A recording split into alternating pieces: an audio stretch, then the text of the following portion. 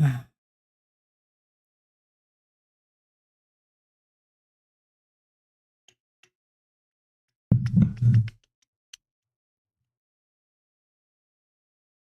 it is.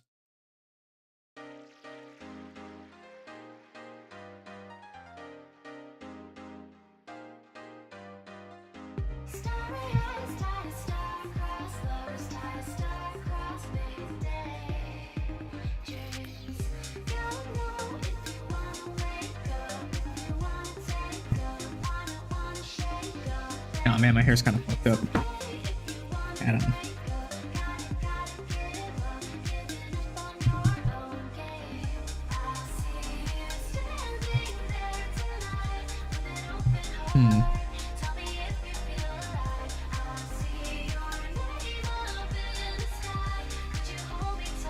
Should have an intro screen.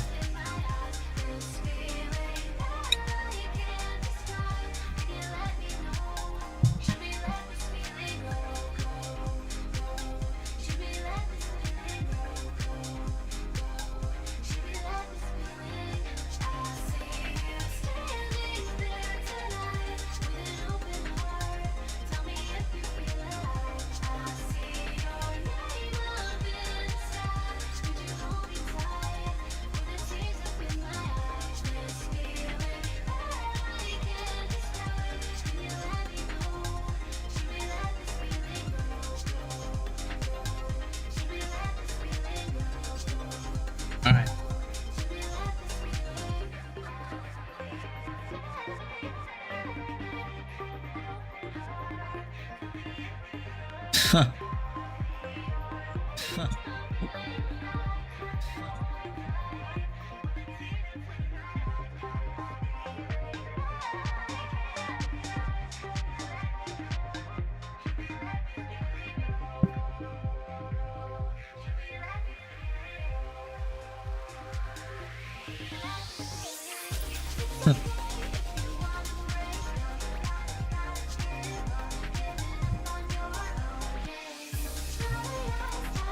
What's up, Smelly? Fell asleep watching last night, watched the VOD in the morning to stay up to date with the lore. Let's go. 07. Ah, 07. Yeah, no Nick stream tonight. So, we'll be going late. Already starting late, it's already 9:30. Sheesh. Sheesh. But that's okay. We're chilling.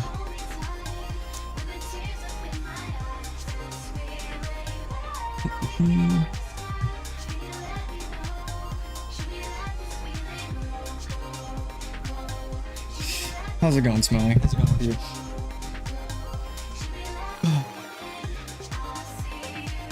I should move my phone over here. Yo, what's up, SSB? How's it going, Doug? This is fucking... I'm on, thank you. So many bots on Kick, dude. It's disgusting. It's absolutely disgusting.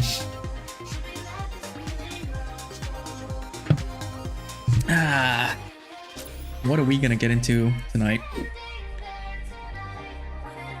Feeling better? Good, good, good. Glad to hear it. How was my day? My day was pretty chill. YouTube is garbage. Same problems from yesterday. Oh, with the comment thing. I think I had a hang on.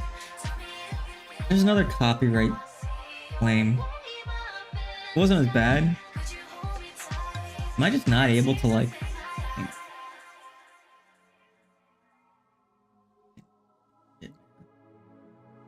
Crashout.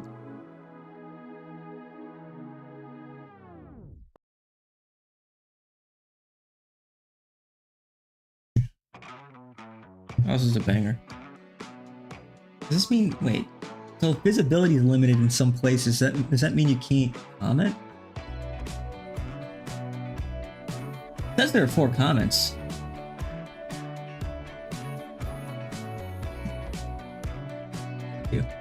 But I only see 1. fuck is wrong with this? I'm about to crash out. What the fuck is wrong with me? Hang on, let me go back.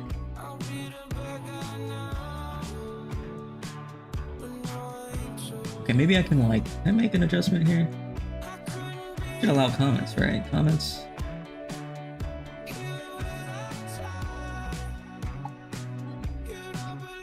Yeah, it says anyone can comment. I don't know what the issue is. The Bob bots are on the way. Hit recent comments. Hang on, let me see. Trash ass website.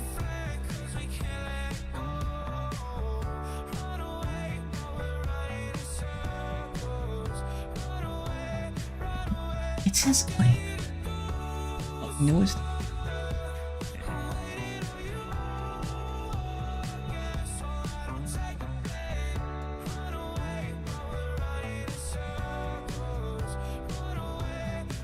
Okay. Oh. I don't know what's going on with YouTube, man. Okay, I see the comments though. So what's the problem?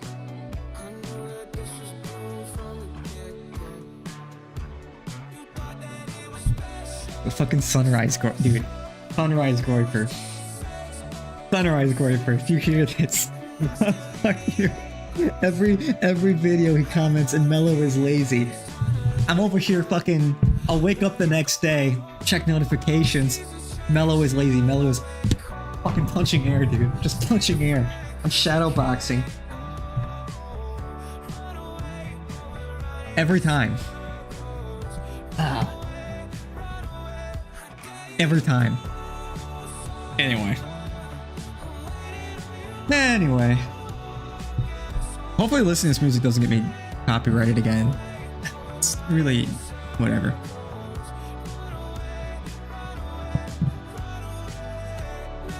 Bro's consistent.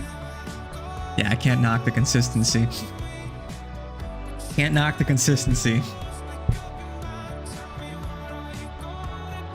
I like, okay, dude.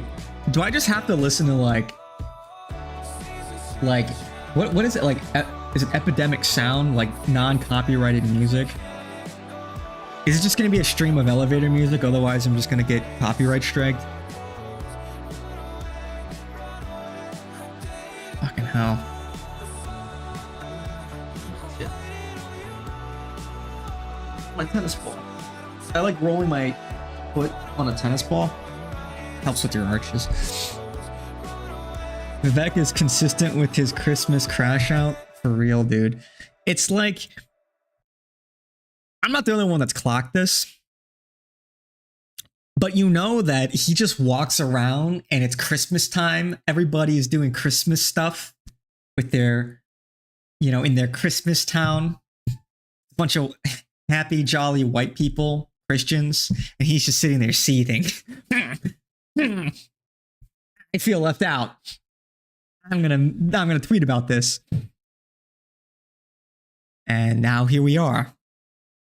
Almost like a week. What was it? Christmas Eve he crashed out. So a week early. Christmas came early for Vivek.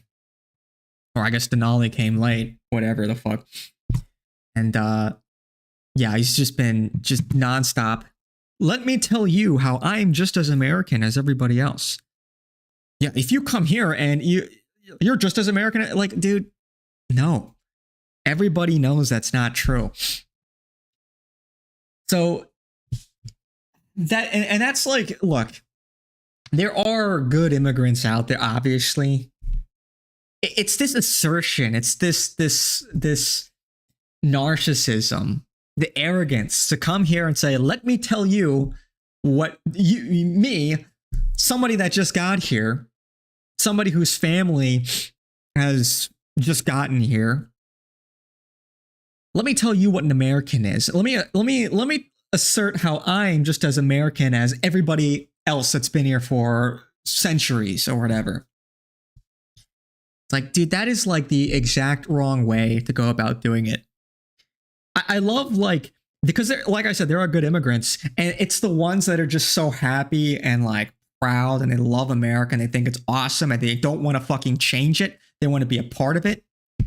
They don't want like the definition of America to like stretch and change to fit them over here. They are coming over here to America. They're coming over here to the culture, embracing the culture and the people.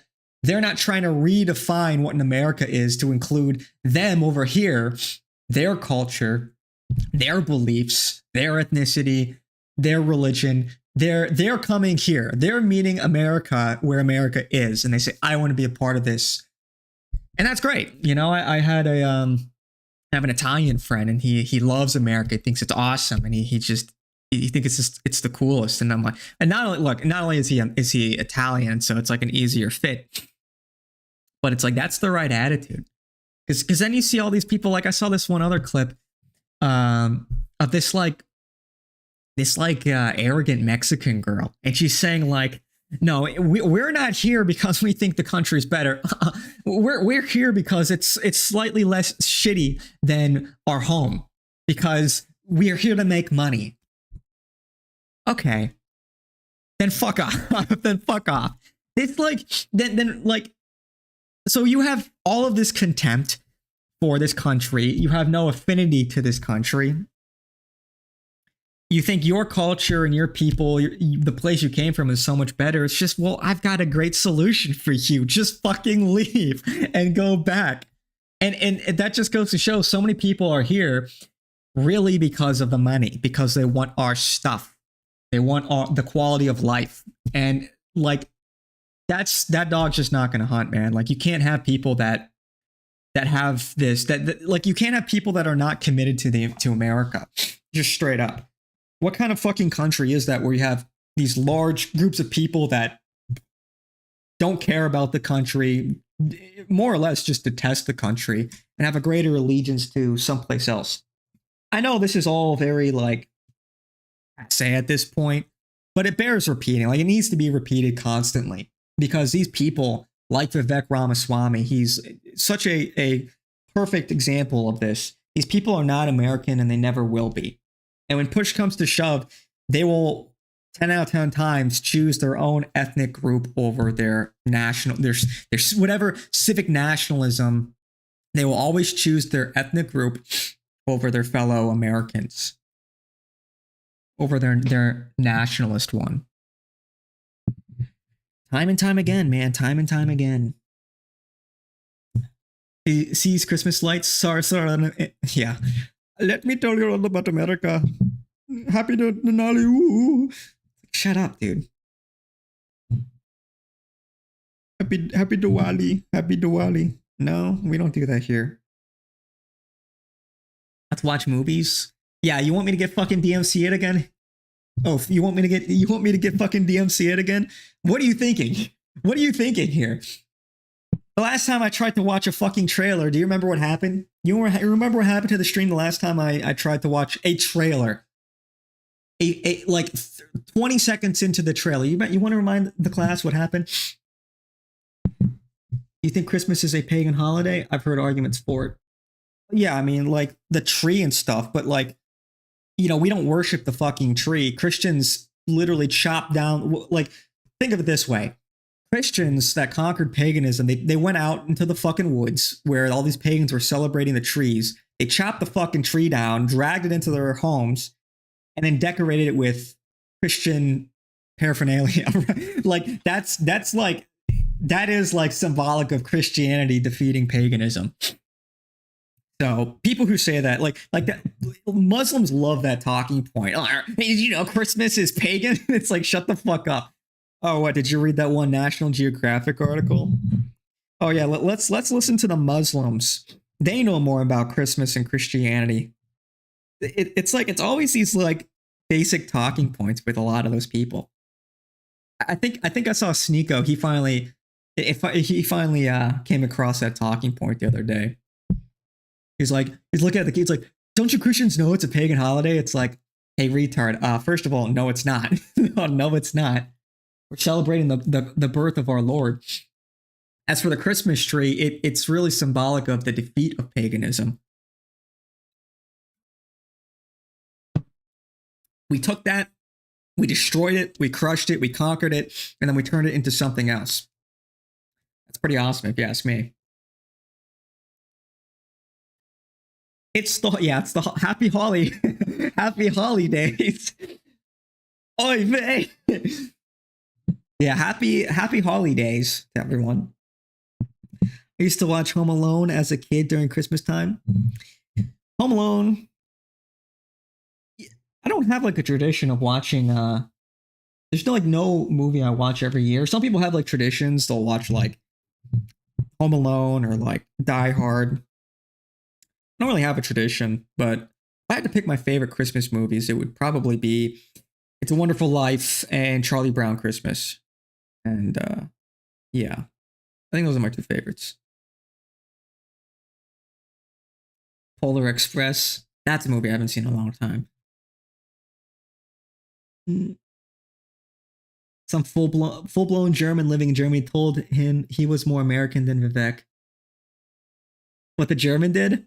I think I saw that. I saw the clip in my feed. I didn't watch it though. That's pretty keck. That's pretty keck. We had tier list movies for this time of year. Wonderful Life is a good one. Yeah, it's a good one, man. It's a good one. I think I saw, hang on. I think I saw, did I bookmark it?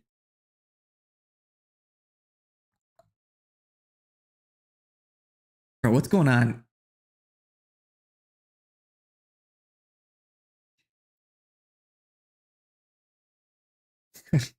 Shit. Oh, fuck.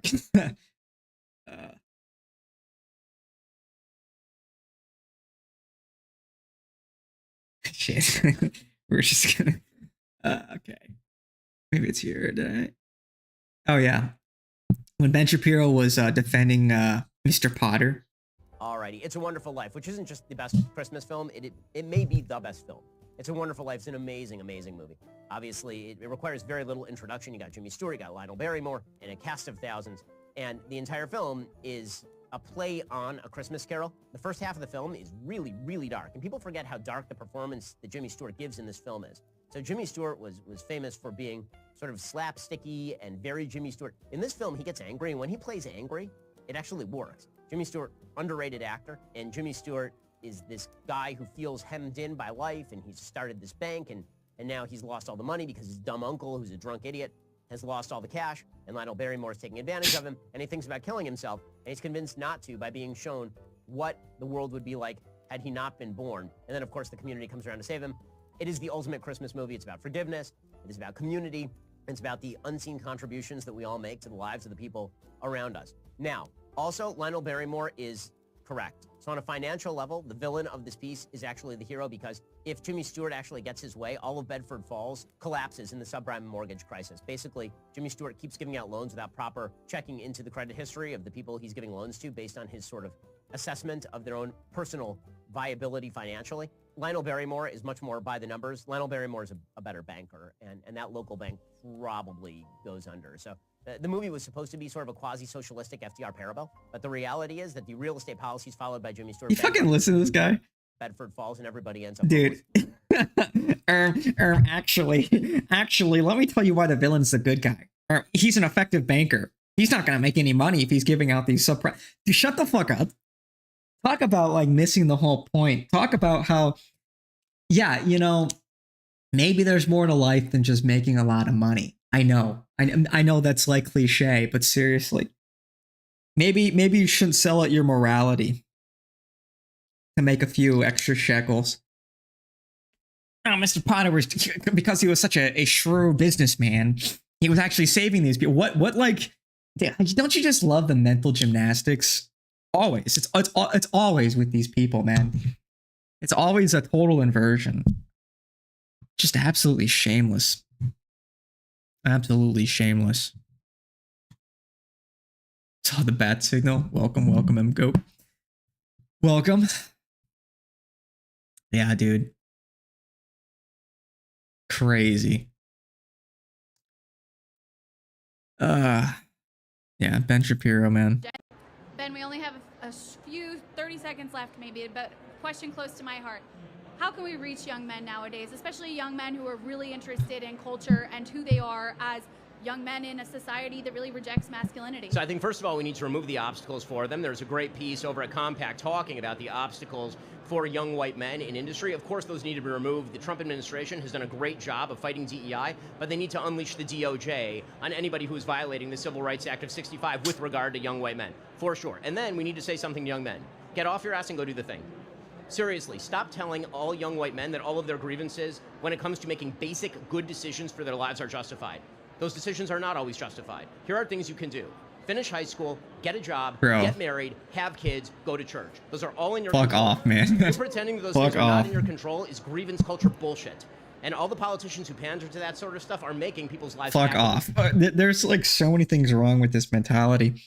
It's like, first of all, equating everything to the Civil Rights Act of '65, it's like that's not actually in our best interests. We're not really in favor of a colorblind meritocracy, so to speak. This is a country that is white. It really should serve the interests of white people. Simple as. So the framing is even off. Of course, like he can't take it that far because he's against white identity politics. He's in favor of Jewish identity politics, of course. But just notice the subtle distinction. You know, he wants this sort of level playing field. He wants whites to play into this level playing field while him and everybody else plays into identity politics. Ugh. For 10 plus years, come on. It's just the same shit, man. But, you know, it's like, dude, this whole like pull yourself up by your bootstraps, it's not hard mentality. It's like, dude, people have done exactly what he said. They've graduated high school. And it's like step 2, get a job. It's like, okay, yeah, except where are the jobs? Like, where are the fucking jobs? You've got people who've done everything right. They graduated high school. They went to college. They got a meaningful degree. Many people, even with master's degrees or PhDs, are struggling to find jobs. This idea that just make it happen, it's like completely ignores the circumstances, the situation that people are finding themselves in. Like, it's so fucking boomer coded because it's like, yeah, the world has changed. There is an opportunity like growing off of every fucking tree. You can't just walk into a store, say, hi, how you doing? I'd like to work here. Oh, well, can you start Monday? That doesn't help. That's not how the fucking world works anymore. Not just in terms of the sentiment, but also in practice. It's like, you go to any company, it's like, are you going to walk in the front door and meet the owner? No, you're going to meet the receptionist. It's going to be some like, 26-year-old girl that doesn't give a shit.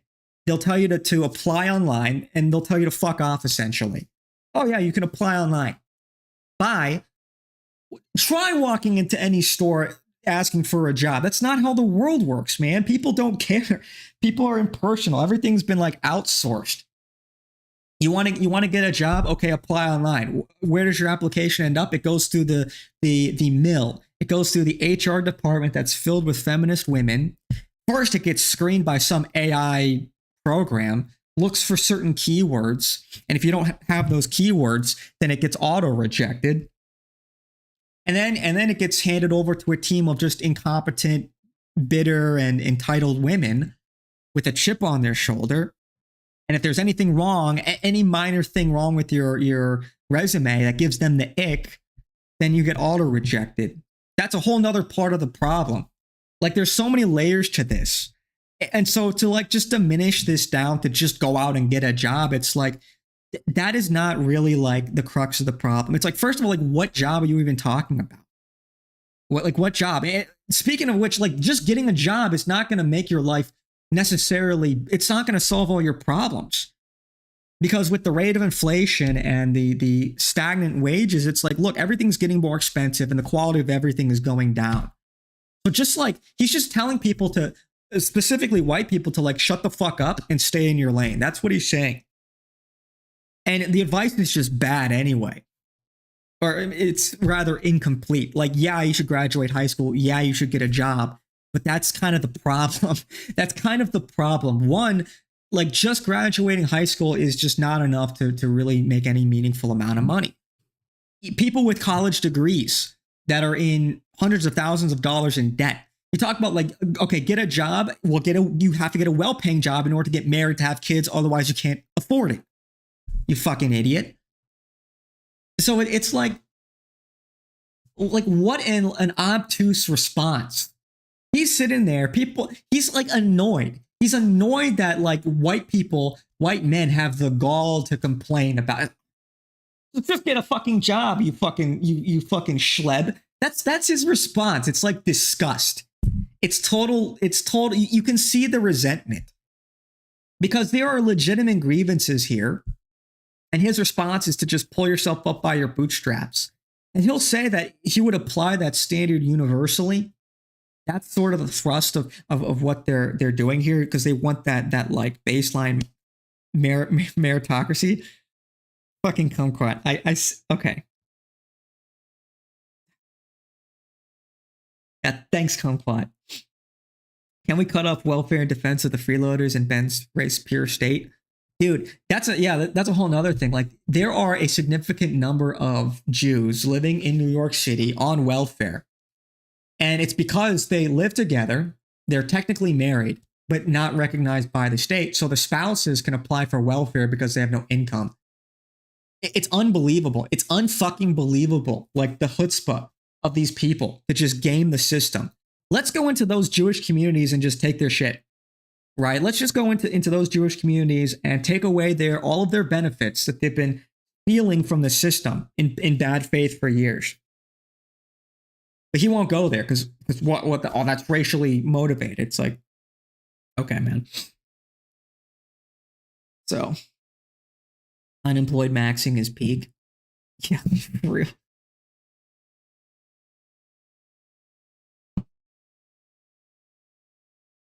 Okay. All right. Although you're turning against me. You're turning them against me. Okay, whatever. Now, next. On to the next. Whatever. Fine. You win, kumquat. You win. You happy? Do we even want to talk about this?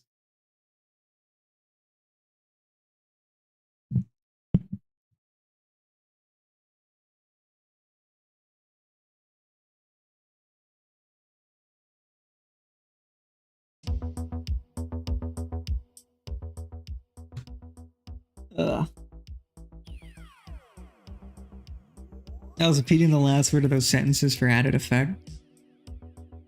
Like, yeah, you're co-signing everything. Pull up the Christmas video. Which Christmas video?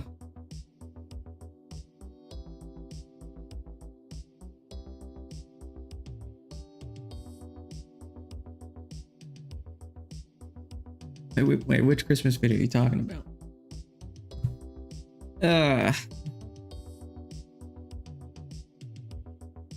Did you change Christmas? Well, yeah, I mean, like, what was the name of that songwriter? Was it Bernstein? That deliberately wrote a bunch of secular Christmas music to change the meaning of Christmas.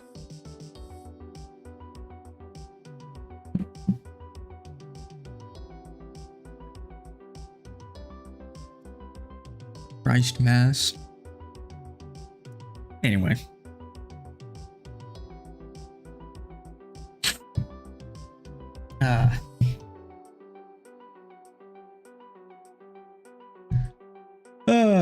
Anyway.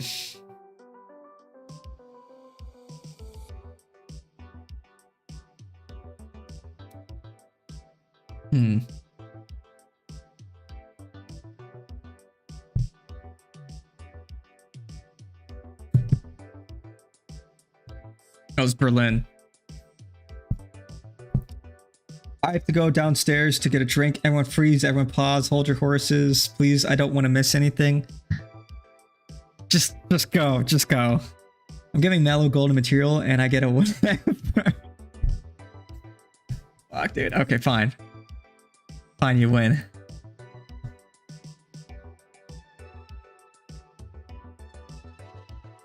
Relearn.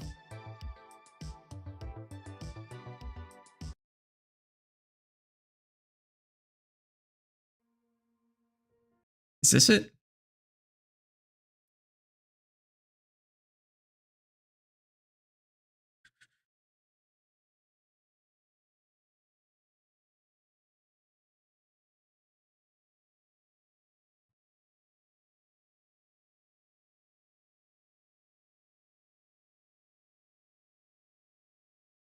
Volunteer you as tribute. Good luck. What's up, Trey?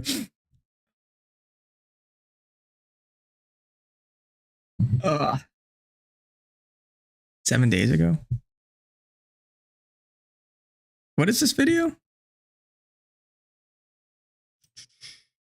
Relearn. Is this? Am I on the right one?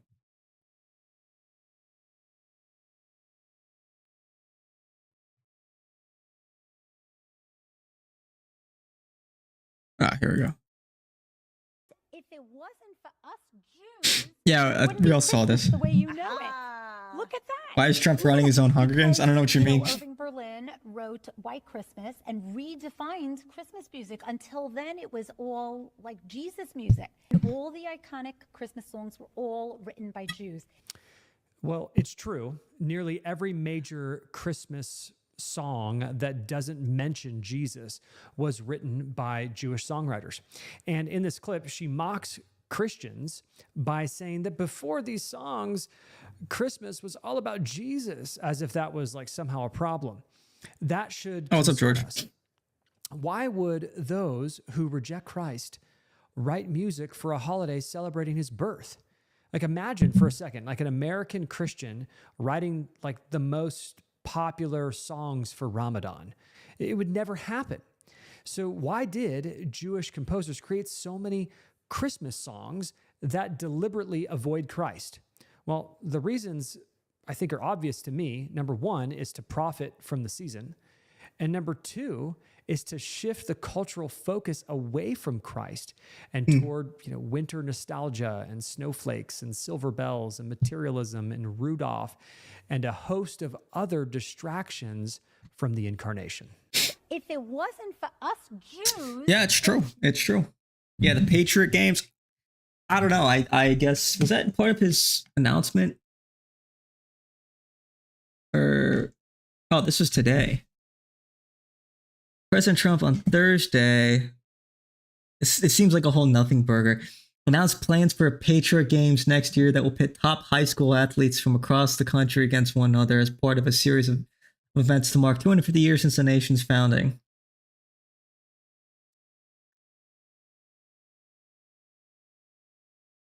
First ever Patriot Games. Yeah, cool. Cool. So, yeah, so cool. Awesome.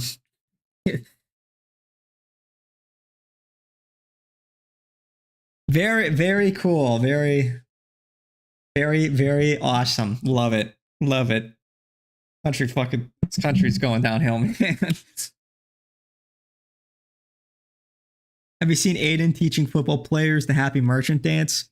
Yeah, that was, here, let me see if I can find it.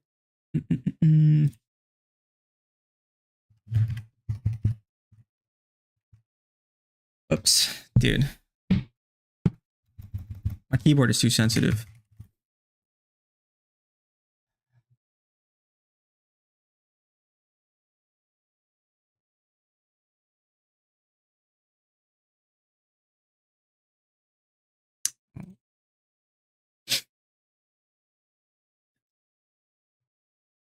All right, here it is.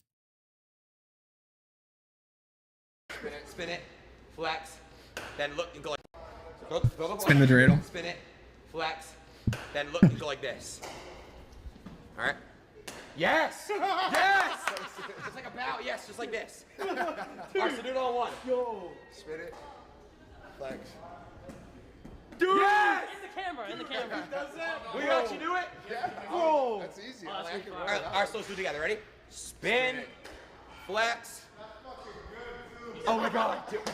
You promised. You locked it? I promise. I got you, man. Oh my God! Dude, I do love how Aiden's just embracing the meme. That is funny.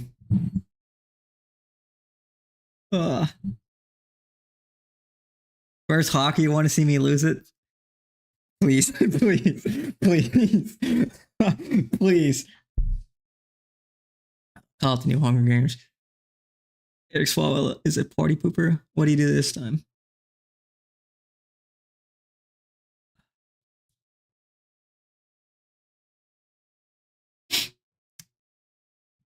Was he the one complaining? I know some people were complaining about this. I'm not up to date on. Why is my browser breaking? Yeah,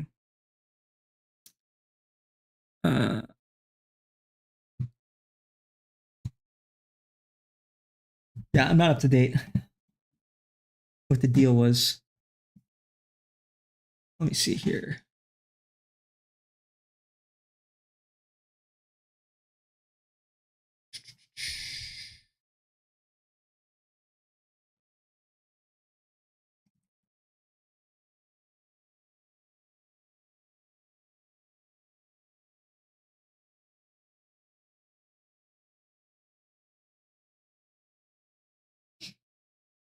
Yeah. Anyway.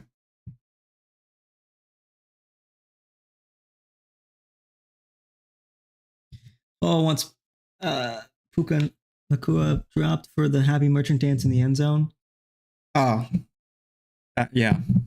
I heard there was some backlash, but it's like, dude. Yeah, that's gonna make the problem better. That'll fix the problem. People are having fun with it.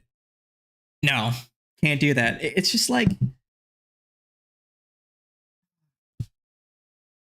that won't just make it more obvious.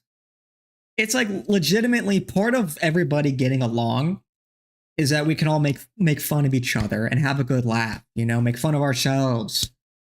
It's kind of imperative. And so if you can't make anti-Semitic jokes as jokes, I know this is obvious, that's just going to make the double standard more obvious, and it'll just breed more resentment. Like, ultimately, dude, the Happy Merchant is like the most harmless thing. Aiden's laughing about it. Why is my fucking browser breaking like that? There's something wrong with my browser. Maybe I should restart it. Maybe it's, do I have an extension? Camper Monkey, let's see if that helps.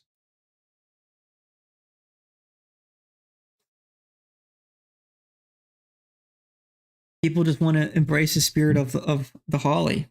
True. Have a happy holly. Is that too much? Is that too far? You wish somebody had a happy holly. Shit. Have a holly jolly. Have a jolly holly.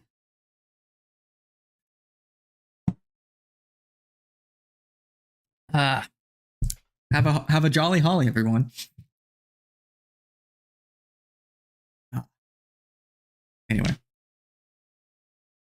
Anyway.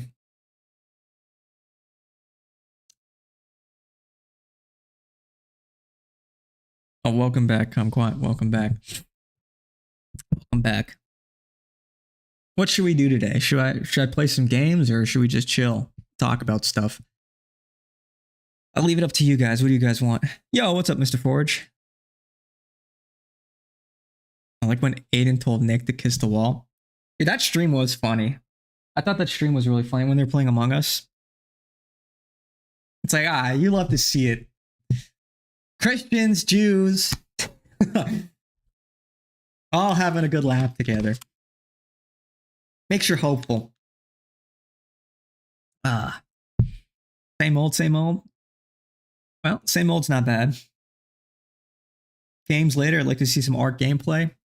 I know my friend George wants to play some Tarkov. I might play some Tarkov with him. Maybe I'll play some Ark if my friend Tyler gets on. Turkey Tom did a video. About Clav. What did he say? I will summon Aram. You want to play Aram? With the fucking Pred game mode? Sheesh. I will summon Hawker, please. It's like, it's... Fuck. Hey, look. It is what it is. Okay, let's see what, I guess Amfest is going on right now, and, Ben's just getting mogged. He's just getting shit on by the audience. You cited during your speech truth as the most important tenet of American conservatism. Why, therefore, did you call irrelevant the Israeli attack in 1967 on the USS Liberty, which left dozens of American servicemen dead and hundreds wounded? So what I actually said is that if we're looking at modern Israeli-American relations, looking at an attack that happened mistakenly by multiple It was a reports, mistake. multiple Israeli reports, and all available evidence, and using that attack in order to undermine today's relations between Israel and America, that's irrelevant. As irrelevant as it would be to cite a piece of evidence from World War II or from 1776 it happened in the 60s, Goy. Let it go. Relations with, for example, Great Britain or Germany today. That does not. Then I guess we should forget all about the Holocaust because it's irrelevant, right? Why should the Holocaust dictate policy today?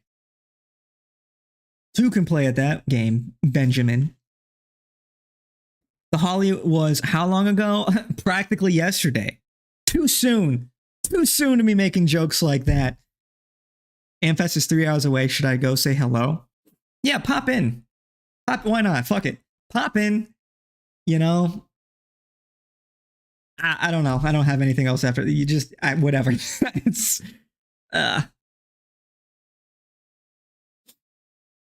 Austrian painter is now a historical figure. Yeah, we can talk about him. Happened so long ago. I mean, come on now. Horrible for the Americans involved, that it wasn't bloody and terrible. The Israeli government paid reparations to the people who were killed.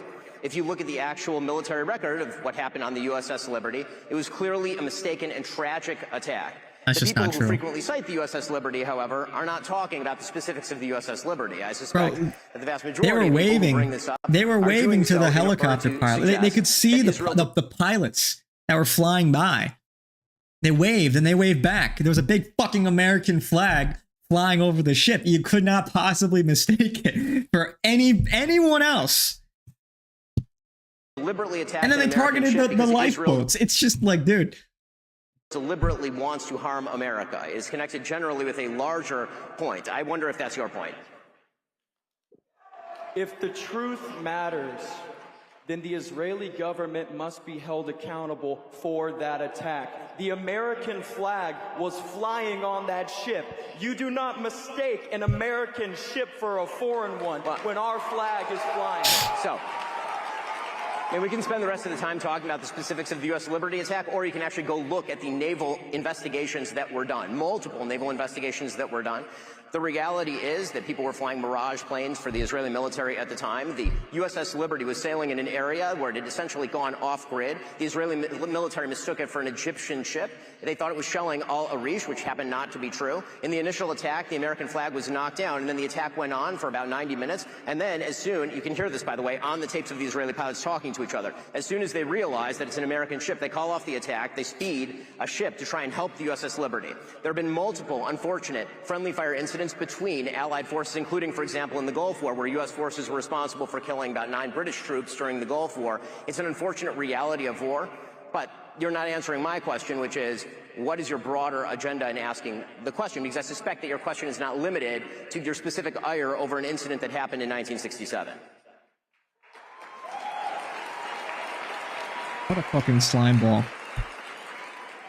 I think we should question any foreign country's relationship with our government. That's totally fine, but I'm just wondering why you serve American interests. Again, I'm perfectly fine with questioning. It's crazy any how much he country's lies, relationship with man. the United States, but again, I'm wondering Like, what your motivation is. The Israelis only called off the attack after it was clear that the SOS signal made it out, and that American reinforcements were on the way. Up until that point, they were targeting the lifeboats. This guy lies like he breathes, man. On the trolley mom in the Holly, 1967. The cutoff date of history. Yeah, everything that happened on 67 and just, who cares? Who cares, right? 6-7. Okay, yeah, 6-7. What would you ask, Ben? Well, I guess like the clear follow-up answer is, you see, the problem with these kinds of events is they're very asymmetrical. Ben can talk all he wants and he can cut off the questioner at any point in time. He has a monopoly over the speaking time, really. So you're never going to get like, you know, you sort of have to do like, I guess ask like pointed questions to try and draw Ben to make that distinction. You know, bait. You'd have to bait Ben to explain, for example, why the USS Liberty doesn't matter. You know, oh, it was a mistake, not a big deal. Yet other events in history we should care about. And I wouldn't necessarily, if I were this guy, I wouldn't necessarily take it all the way to the Holocaust, because it's still very stigmatized. But you could bring up, you know, any number of tragedies. You could bring up, even I would even say like October 7th wouldn't be too bad. Why should we as Americans care about Hamas in Israel? Why can't Israel fight their own wars? And he would probably rebut that by saying it's well, it happened so recently, so it's pertinent.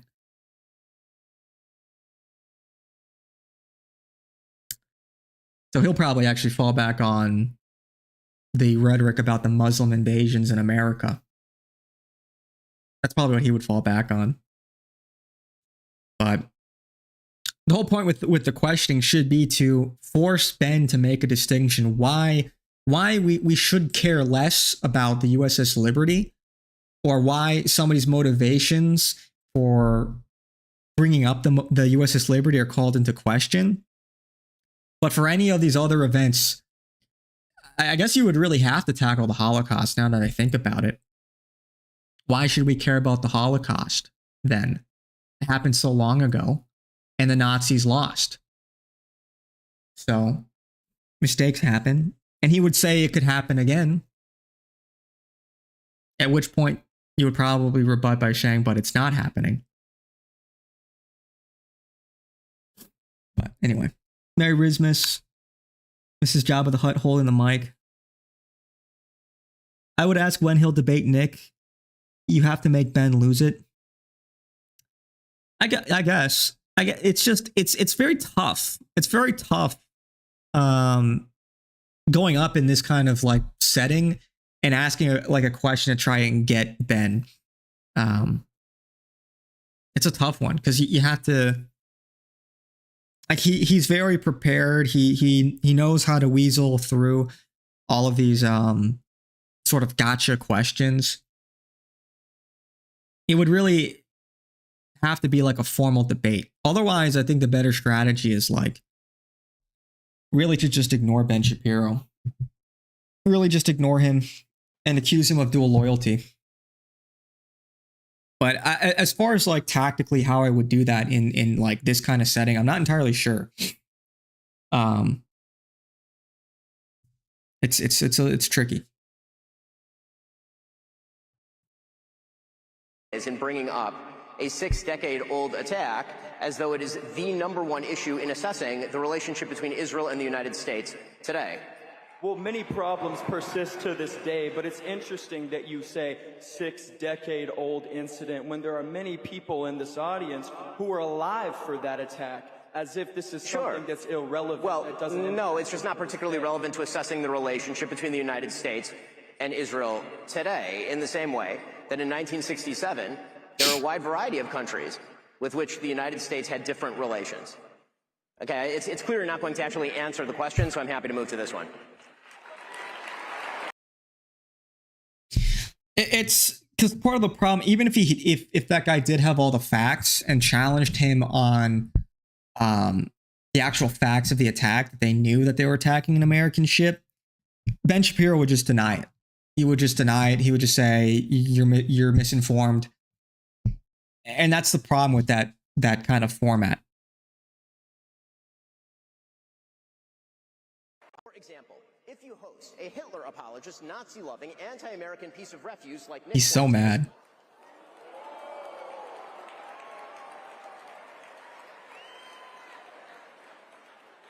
you know, the Nick Fuentes who said that the Vice President of the United States is a, quote, fat gay race traitor married to a Jeet. The person who said that Charlie Kirk was a, quote, retarded idiot. The person who said, and pardon my language here, it's his quote, that he, quote, took Turning Point USA and fucked it, and that's what he's filled with groypers. If you have that person on your show and you proceed to glaze him, you ought to own it.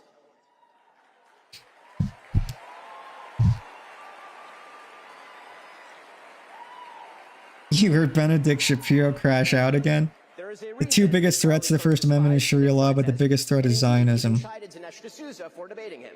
He knew that Nick Fuentes is an evil troll, and that building him up is an act of Why is this clip so quiet? And that is precisely what Tucker Carlson did. He built Nick Fuentes up.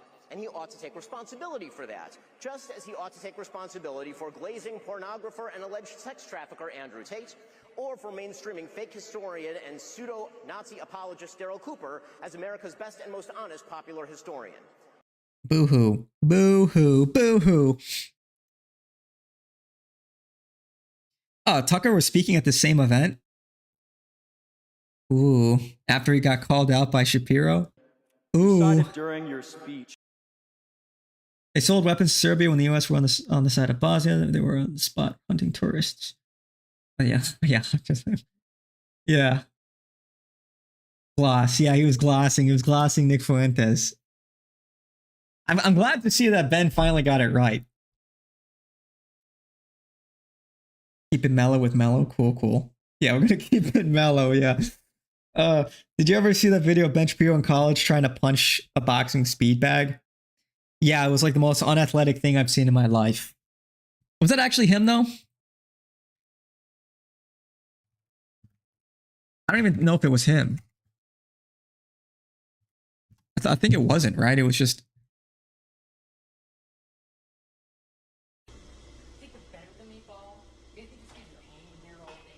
Yeah, this is. I don't think this is Ben at all. But it's still funny.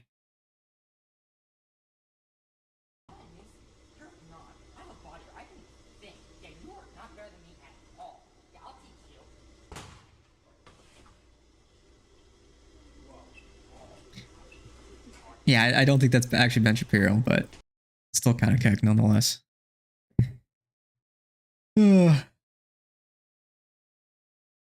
Successfully summoned Hawker. Good on you, Hippo. Good on you, Oh.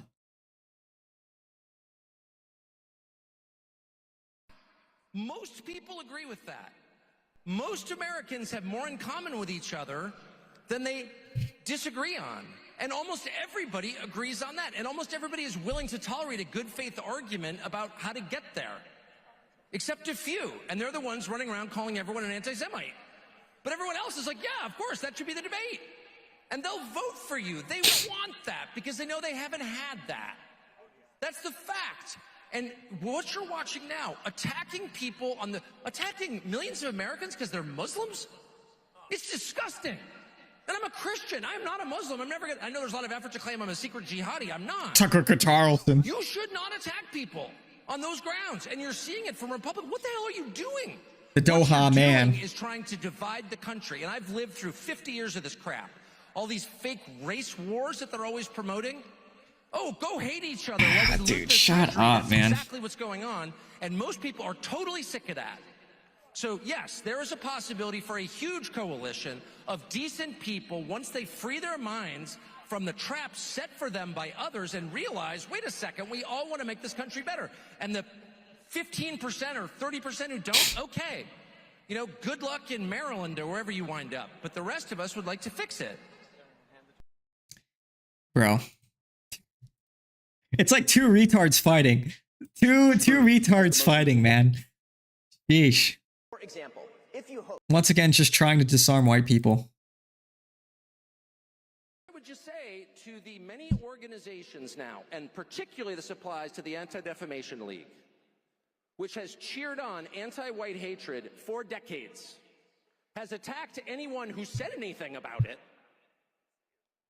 which has You want to hear from Brillin Hollyhan? one of the most We already know what he has to aggressive say. cheerleaders for hate against white men in the United States, now trying to lecture the rest of us about hate. I would say it's enough to point out the irony of that. Come to our side, which is the side of humanity, and oppose all hate against all people. Say out loud, hate against whites is every bit as bad as hate against Jews. It's a universal principle, or it's not a principle. It's just a preference. You know, the thing is, like, yeah, like we all agree with that, but that's like not how that rhetoric is being used. In reality, he's telling this to a crowd of almost, I guarantee you, overwhelmingly white people, and it's technically true, but it's being used to disarm white people, to make them not form any kind of racial consciousness.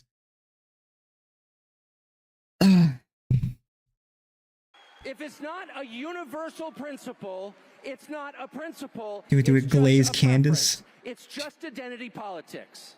And we've had enough of that. And that's the one thing that will destroy this Summon a country, mini certainly. mellow The only meltdown. thing that will save it is the understanding Why do you guys that do this to principles me? upon which America was founded apply to every single human being always.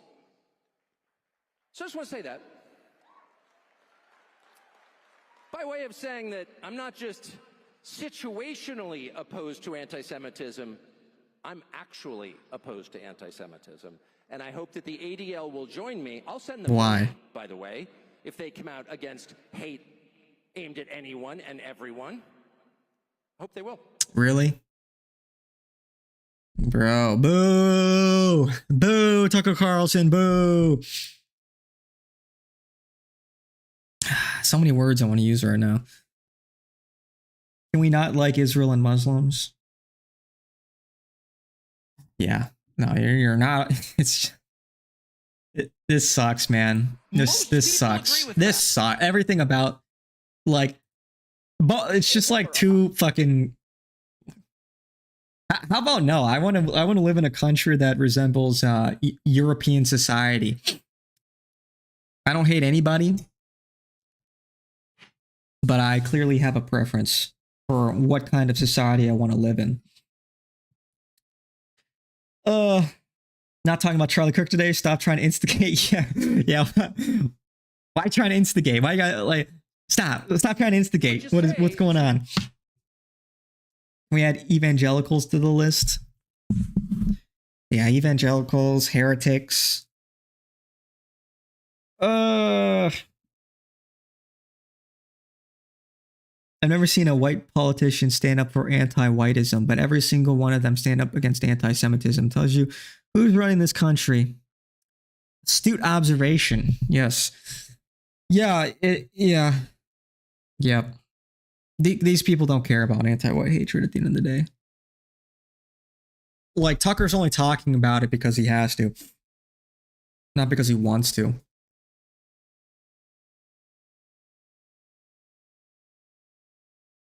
What is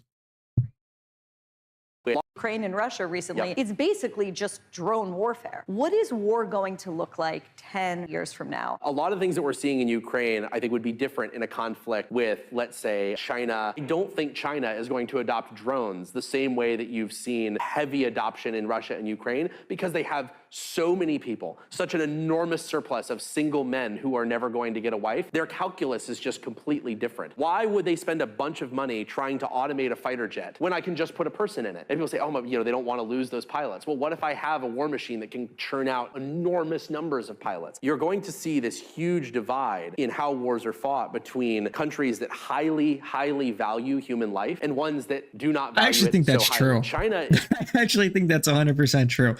I think that's pretty on the money. China doesn't give a shit about people. China, they'll send as many of their bugmen into the meat grinder as they see fit.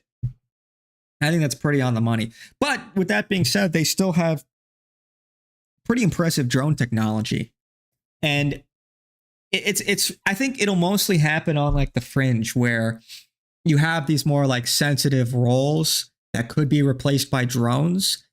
But the way drones are being used now, they're being used in such a way in roles where humans really can't replace a drone. You look at the drone warfare footage you're seeing, it's like, these FPV drones flying fast and low with munitions. It's like, that's something that didn't exist before drone warfare. This small form factor, the speed, the pace, even the precision of these drones and the intelligence gathering, like that's when we talk about drone warfare, that will very much be, I think, a part of China's playbook.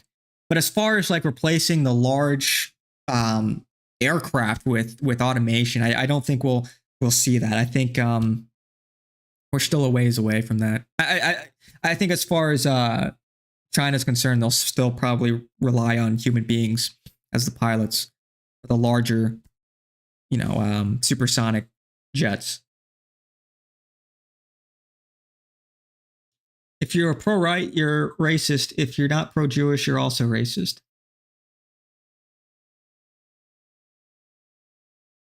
Pro-right. Do you mean pro-white? Pro-right.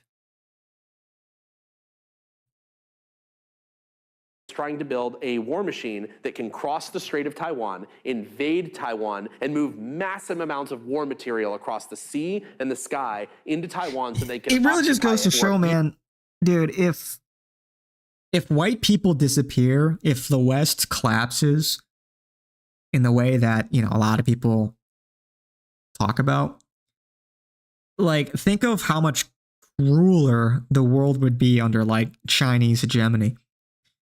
Like, the Slavs too. It's just like, yeah, they do not value human life in the way that Westerners have.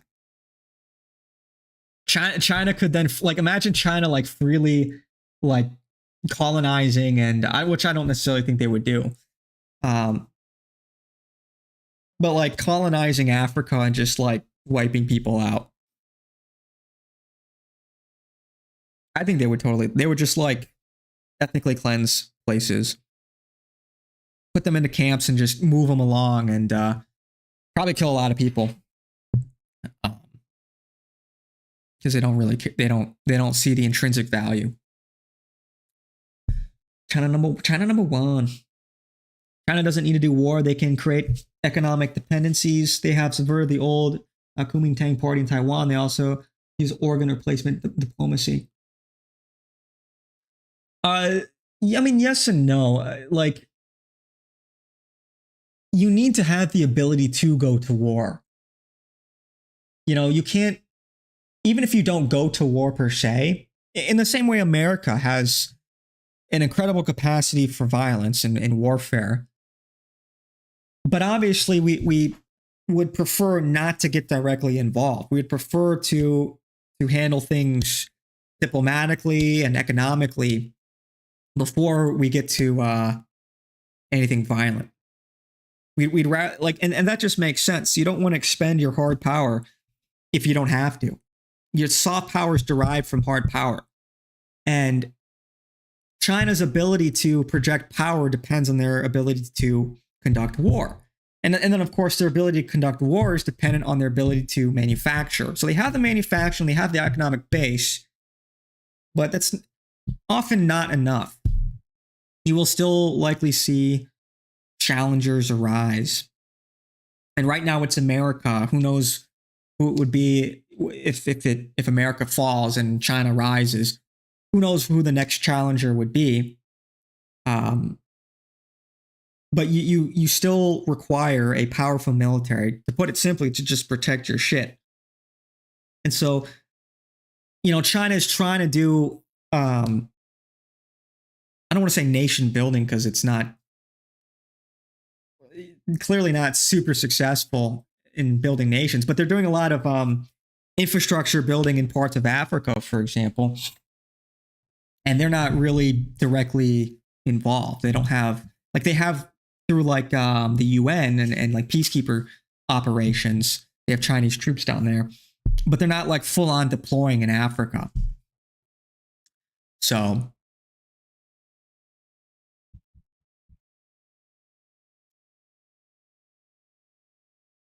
I think in a sense they do have to go to war. At least they have to be willing to. Otherwise, no one will take them seriously. That's why they're gearing up for the amphibious landing. With the year I've heard is 2027, and America has made it clear that they are willing to defend Taiwan, and so China is willing to go to war with Taiwan. They've claimed the land. They say it's a part of China historically. And America doesn't want to, disagrees with that, obviously. They want the valuable chip manufacturing plants there. It's very, and of course, it's along valuable trade routes as well. So there's only so much China can do with their economy before, they have to go to war, where they're going to fight it out. China wants the chip plants in Taiwan unharmed. They want the technicians to continue happily going to work. Plus, they still import raw materials and food. They don't want to end up like Russia. Yeah, they don't want to end up like Russia. But I don't think, as far as the war in Ukraine is, as far as that's going, that's not proper English. But Russia's not, like, the thing about Russia is they do have a very, I would say, robust economy. They've taken some hits. We've hit a lot of key infrastructure, particularly with their oil refinery capabilities. But regardless, I mean, they're still trucking along because they have for the most part, their necessities met. Like some of their major exports are raw, valuable materials, steel, and energy in natural gas and oil. So they're very, and of course, things like fertilizer. And so they have the for the most part, they have what they need in their country to survive. They're not dependent on like the non-negotiable essentials. I don't think China would necessarily want to go to war, but I think any serious empire or aspirational empire has to be willing to go to war. Because America, I think, is willing to go to war over Taiwan.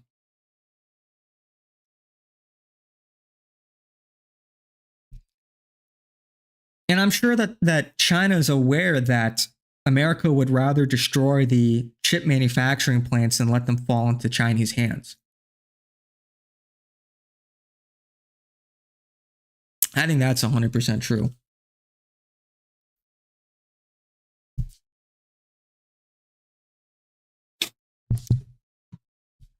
But if America doesn't defend Taiwan after we've made all of these guarantees, that will, I mean, because it's more than just the chips, right? Taiwan has important trade routes. It's along the important trade route, but I think more so it signals a shift in power in the region. And if Taiwan falls to China, then I think you'll see all of these other countries align themselves with China over America. Because who's going to be next? If Taiwan falls to China, and let's say they blow the fucking country up, let's say the chip manufacturing plants are destroyed, it doesn't really. I think regardless, it will still precipitate a shift towards China, because all these other countries will look at what just happened and they'll take their bets on China. If America just lost embarrassingly after they pledged their support for Taiwan, or if they let it happen without lifting a finger, then you'll see all these other countries, they'll deepen their relationship with China away from America. And I, in a certain sense, I almost think that's kind of inevitable. But then, China will effectively own the Pacific. That will be their territory. Whereas previously America owned much of that region. Russia's broke. They're signing 100-year leases with China on land and resources. Russians are complaining that their cities are looking more Chinese than Russian. Well, they're also importing like 1 million Indians.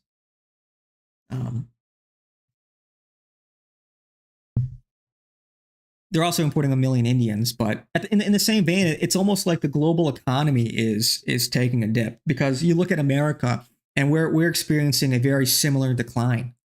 And I think much of that is sort of par for the course when you have such a tumultuous shift in power.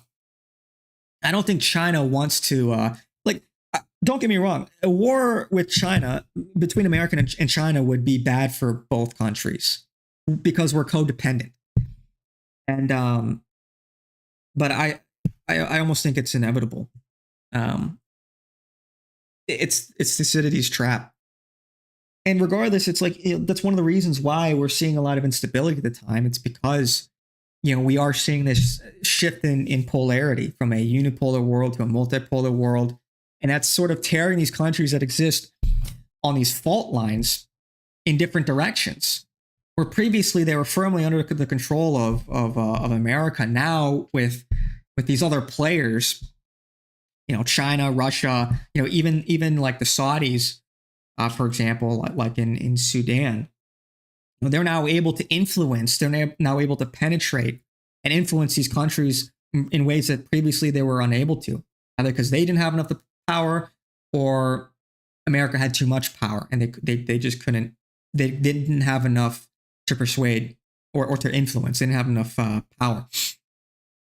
And so that, that we're seeing these conflicts break out.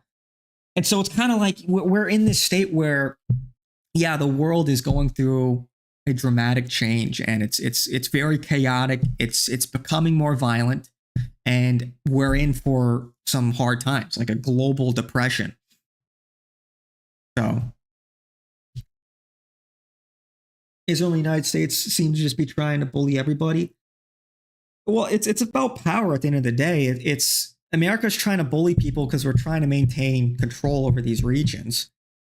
We can criticize America's foreign policy. I'm in favor of America being an empire, but the empire has to be a moral one, I think. Not to sound gay, but it's like, yeah, we spread democracy, we spread homosexuality. That's not cool. If we were like a super base trad empire that spread Catholic, like that would be a different story.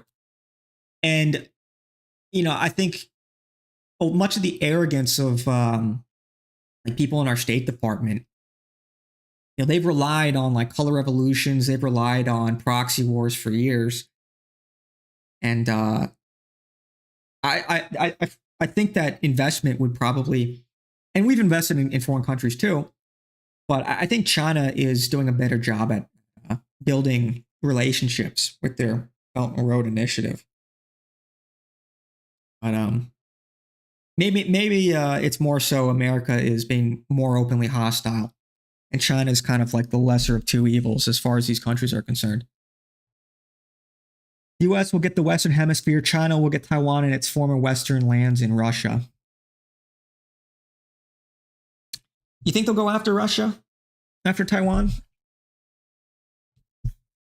And that's where it would make more sense. And this should have happened a long time ago. It would have made more sense if America allied with Russia against the rising China. That would have made more sense.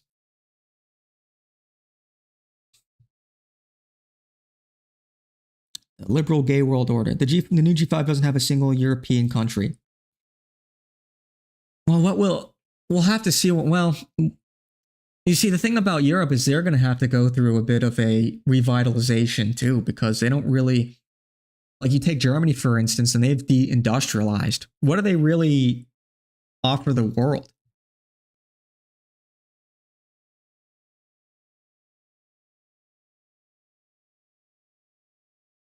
At least compared to what they could offer is what I'm trying to say. Look, there's so much untapped potential in Europe. I know Germany has like the fourth or fifth biggest economy. But considering the kind of powerhouse Germany could be, or Europe could be and should be, it's completely underutilized at this point in time. And so they would have to bring manufacturing back. They would have to nationalize as well.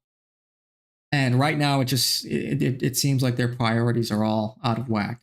And, you think America's cooked, Europe is way more cooked. They can't even criticize their politicians over there in most of these European countries.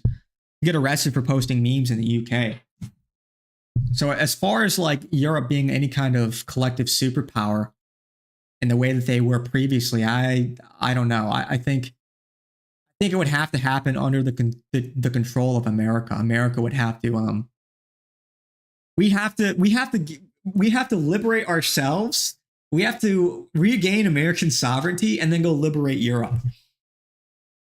I don't think they can do it themselves, to be honest. I think they're too cooked. But because and that's the thing about NATO. It's like we and this might sound bad, but as far as America is concerned, we want Europe to be dependent on America. I know that sounds like I'm contradicting myself. But what is in our interests is we want a Europe that is dependent on America, and that's really what NATO accomplished.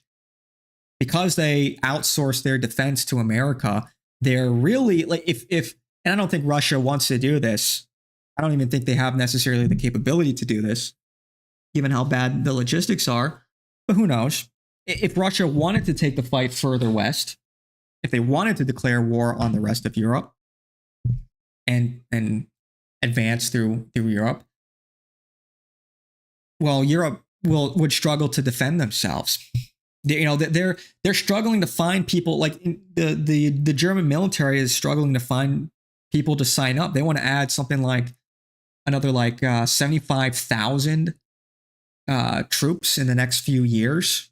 I think it's over then by 2030 or so, and nobody's signing up.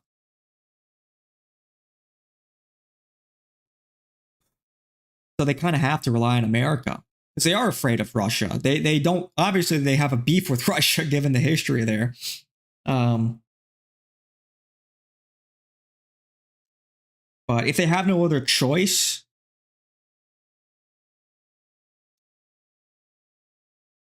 like if America, and here's the problem, like if America, let's say we get out of NATO, let's say we cancel NATO, you guys are on your own, that kind of gives them no choice but to work with Russia, to sort of do business with Russia. It kind of gives them no alternative. And so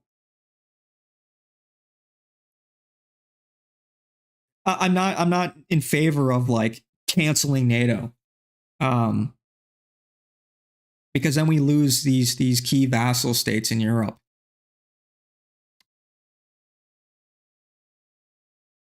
Anyway, that's what I said. We shouldn't have any beef with Russia. I never had a beef with Russia. It's these global issues that hate Russia. Well, I mean, look, I don't love Russia, but it's politics. It's not so much. It's a matter of opportunity. Like we want to limit China's growth because we want to be the empire. There's an opportunity there with Russia because Russia and China, they have a history of border disputes and conflicts, and they have a very dissimilar culture. They're not fans of each other, but out of necessity, they find themselves more closely aligned against America. And so that was I think a blunder. In hindsight, I think that the way we've handled the last 30 years, I mean, the whole thing is a blunder. But that in particular, with how we handled Russia, I think was a mistake. These leftist Jews are always crying about Muslims, but they actually hate the white Christians the most. Yes, they do. They did what they wanted to do. They broke Europe already. The European politicians want to get into a full-scale war with Russia, which is going to finish off Europe.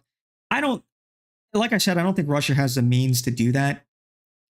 But if you're European, you kind of have to be paranoid that they would try it.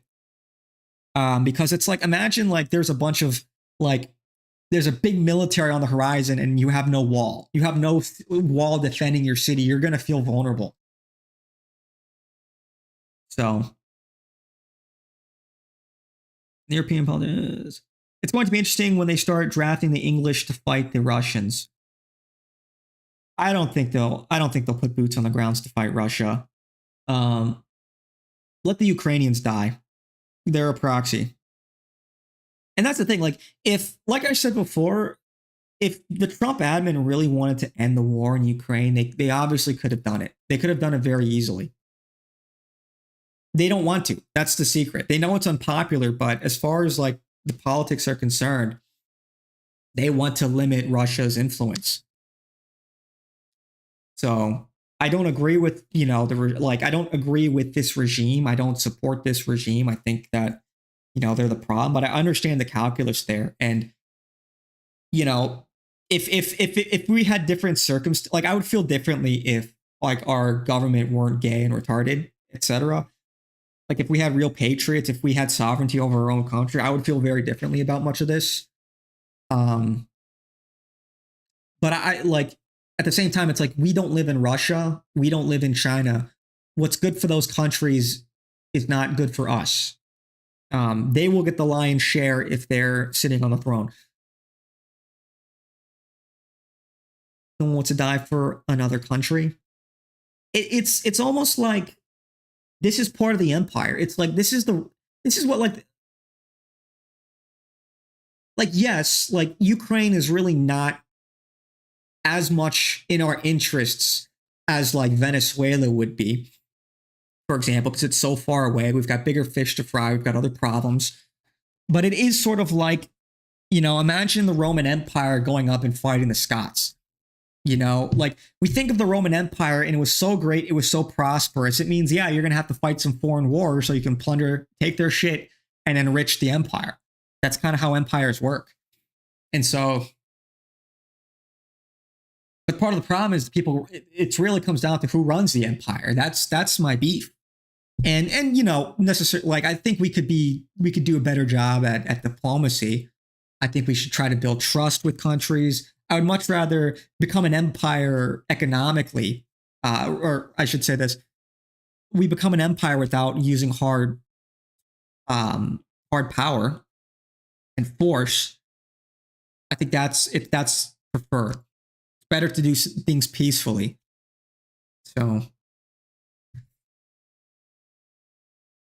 America is cooked. Just wait until these controlled opposition Republicans lose the next few elections and the Bolshevik Democrats take over. We shall see. Yeah, I mean, it will really suck if Democrats win and they just open the border again. Yeah, that would really suck. But like, that's kind of on Republicans to figure out, you know, is what it is. If they're gonna keep running these two-faced traitors, then they will lose, and the Democrats will win. Trump's $500 billion AI investment was a miscalculation. Invest that into semiconductor manufacturing, the machines that build the machines making semiconductors, EUV lithography systems. And that's in general how I think we should be thinking about. We need to think supply chain. We need to think about the order of operations for these things. Like, okay, in order to have AI, you need, what are some of the things you need? You need computing, you need electricity, and, you know, of course you need manpower, right? To run the companies and write the code, etc. Okay, well, you need energy. You need to be energy independent. So we need power plants. We need efficiency. And, you know, powering these enormous data centers is going to cost us, like, we're going to have to open up dozens of new major power plants in the country. That's very expensive. And you need to think about, okay, what kind of energy are we dealing with here? As far as oil is concerned, well, you know, maybe we shouldn't be reliant on something that is non-renewable, something that is very much dependent on the oil supply chain. Maybe we should lean more to solar. I'm a fan of nuclear. I think nuclear would be our best bet. So you need that, and then of course you need processing power. Okay, well, what makes, you know, what do you need for processing for processors? Well, as you just said, the chips, the semiconductors, and then of course you need the silicon. And so, you know, you have to go all the way down to first principles. And that's one of the reasons why we're interested in, like, you know, as far as the energy is concerned, why we're interested in Argentina is because we want their lithium. We need batteries. We're making a big push for batteries. If we want to do solar, if we want more EVs, if we want to become less dependent on oil, well, you need batteries. Batteries require lithium as part of the cathode. So resources matter. But no, you're right though. But the fact of the matter is, it's like right now our economy is held afloat by just like a handful of companies that, you know, especially the AI bubble. You know, they send money to one another, and if the money ever dries up, the whole thing will just collapse. You know, all of this speculative investment is we've banked so much on that, and everybody knows it's a bubble. Literally everybody. Yet here we are. We're sitting on top of this enormous bubble. I don't know. We're in quite the precarious position. Just lost 2v2 on Clash Royale to some Mexicans. That's crazy. Ole. Pinche cabrón. I just pictured the greatest future Mello Crashout. Mello's future wife drinks the Lex and Coke. They're in the US. You fucking bitch! Dude, I had this dream. Speaking of domestic abuse, I had this dream. Really fucking bizarre dream. Where I was like walking down the street and I was holding this like army action figure that I was gonna give to like my cousin's kid or something. And I'm like holding it. And I'm walking on the street and they're like these like two whores. And they're just like having like sex in public. I'm like, what the fuck? Like, this is fucked up. I'm like holding this action. This is fucked up. There are children here. I'm sitting here holding this action figure. And one of the whores just like takes it, sticks it up her ass and hands it back to me. And I'm holding this like shit covered action figure and I just go fucking ballistic. I just start like beating the fuck out of this whore on the fucking street. You fucking degenerate. That was my dream. That was my whole dream. That was all I can really recall. And I wonder if there's like any deeper meaning there. But like, I'm like, what the fuck was that? What the fuck was that? Why did she do that? Why did she stick the army man up her ass? What the fuck's up with that, bro? Who does that? Bunch of filthy whores. Crazy. Justified crash out, in my opinion. But what the fuck is that, dude? Out in public? That's crazy. Love me some whores. It's crazy. Wow, like, why would you do that? Didn't mean to type in caps. I appreciate your enthusiasm. W Dream, yeah. W, I guess. It was something. Don't really know what to make of that. Chad Mellow Dream State. Yeah, I was pissed, man. I was fucking pissed. Who does that? Who just takes somebody's shit, sticks it up their ass, and hands it back? That's like fucked up. That's really fucked up. They're out there having sex in public. Freaks. Degenerates. G.I. Joe violated. Real, man. Real. This man said, I signed up to defend my country. I didn't sign up for this. Crazy. At least RAM will go down when the AI bubble pops. Bums are a one-way street. Yeah, don't put stuff up your ass, man. I feel like that goes without saying, but some people can't read the instructions. They're illiterate, so. Anyway, back to geopolitics. Yeah, top reason why he's single to prevent that. Mello would lead the invasion of Mexico if that happened. You gotta liberate the Mexican cokes. W Mexico. Europe trying to build rearmament is embarrassing. England's readiness is looking bleak. Yeah, nobody's gonna sign up. Like, who's gonna sign up to fight in England? First of all, like they turned the men into pussies for the most part. And the men that aren't pussies aren't going to fight for the country that's turning the country, all of their fellow men, all of their fellow countrymen into pussies. Who would fight for the UK? Hey, you can't post that offensive meme that offends Muslims, but we need you to sign up, take this rifle and go kill some random Russian thousands of miles away because you need to defend your country. But you can't fly the Union Jack, otherwise that's like super racist and will arrest you. Like, they've kind of created a golem for themselves. They've kind of created a problem. Ni se puede.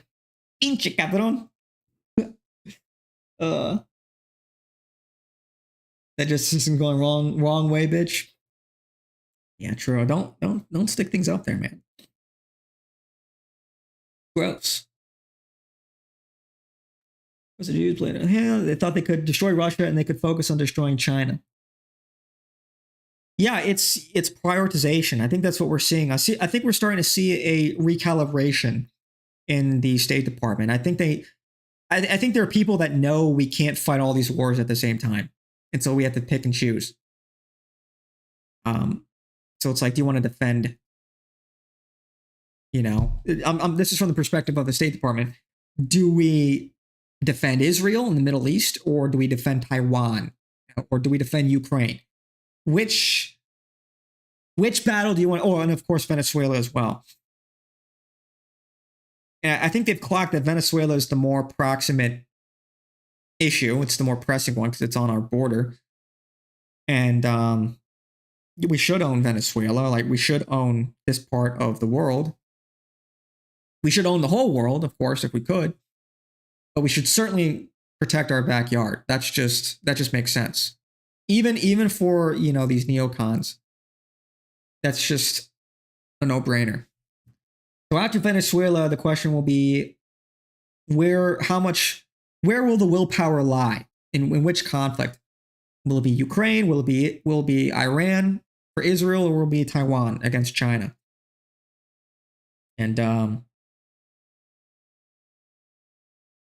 I think it'll probably be Iran, of course, and then probably China. And I think because I do think that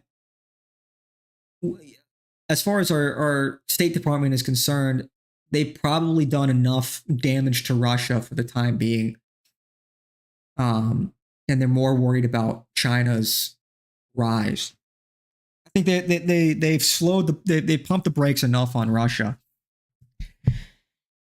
But yeah, I think Russia will be fine though. They have a robust enough economy. They might be broke, but we're broke.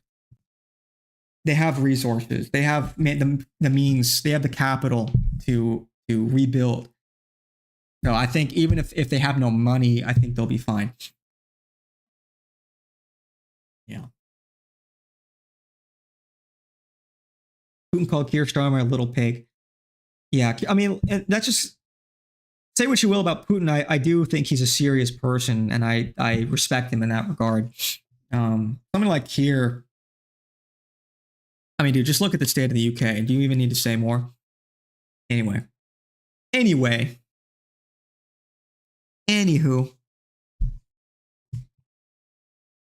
Years and years until things stabilize. That is a very different war machine than what Russia has built, which was designed really to fight Europe. And that's very different than what the United States is trying to build for our strategic interests. Most of the systems the United States is building are not tools of conquest. They're tools of protection. We are trying to build stuff that turns all of our allies into prickly porcupines that nobody wants to step on. What is our hottest export? It's Patriot missile batteries. People are not begging us for our most powerful offensive weapons for the most part. They want these extremely powerful defensive tools. To answer your question, what does war look like? Everyone's gonna be using different things. It's gonna be a total mishmash of human, robot, automated, and not, and it's going to be a bit of a mess if any of these wars actually start. We have to stop them from existing. Palmer, what's that is that's an interesting, I think that's an astute observation.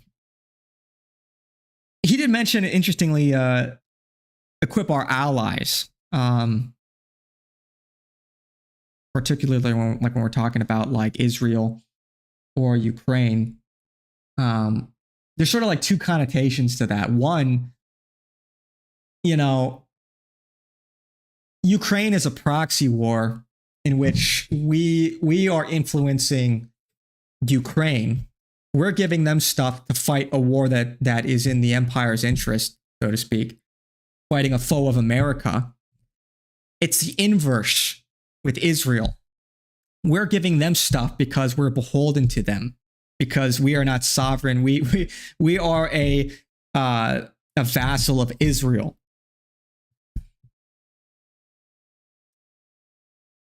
Interesting. You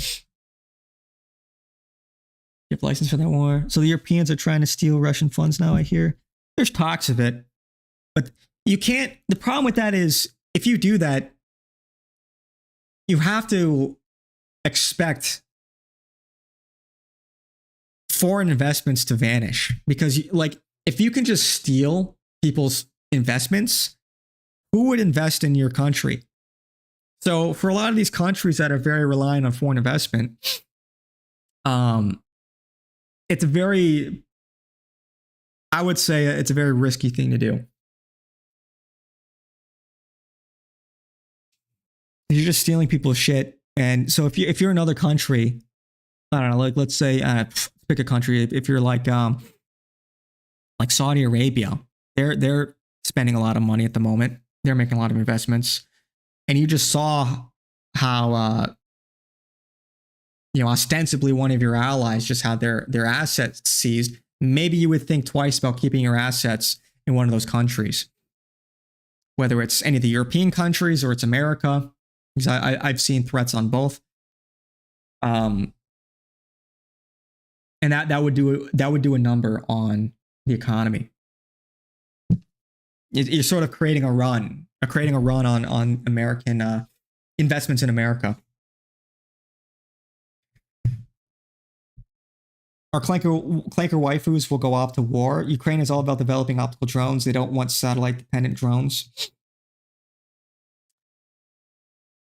Well, yeah, I mean, I also don't think they have the means, because they don't really have satellites. They don't have a space program. So if they were to, like, it's just they don't have the capacity to develop something for satellites. They would have to rely on another country for that, like America. Kind of like how, Elon lent them Starlink, which was essential for their targeting systems. They are not in control of that. And so as far as where they put their resources, what munitions, what technology they develop, that they kind of have no choice but to go with the optical drones, because they don't have the human capital to make something more satellite dependent, but they don't have the ownership of the satellites to begin with. So it just makes more sense to stick with optical. And that stuff you can buy over the counter. Do you think we will always be a vassal of Israel? No. Ukraine has fiber optic wires all over the place now from these drones. Yeah, it's kind of a mess. You see, it looks like a bunch of spider webs, Yeah, that's gonna be a nightmare to clean up. That with all the like unexploded munitions. Yeah, GG. But no,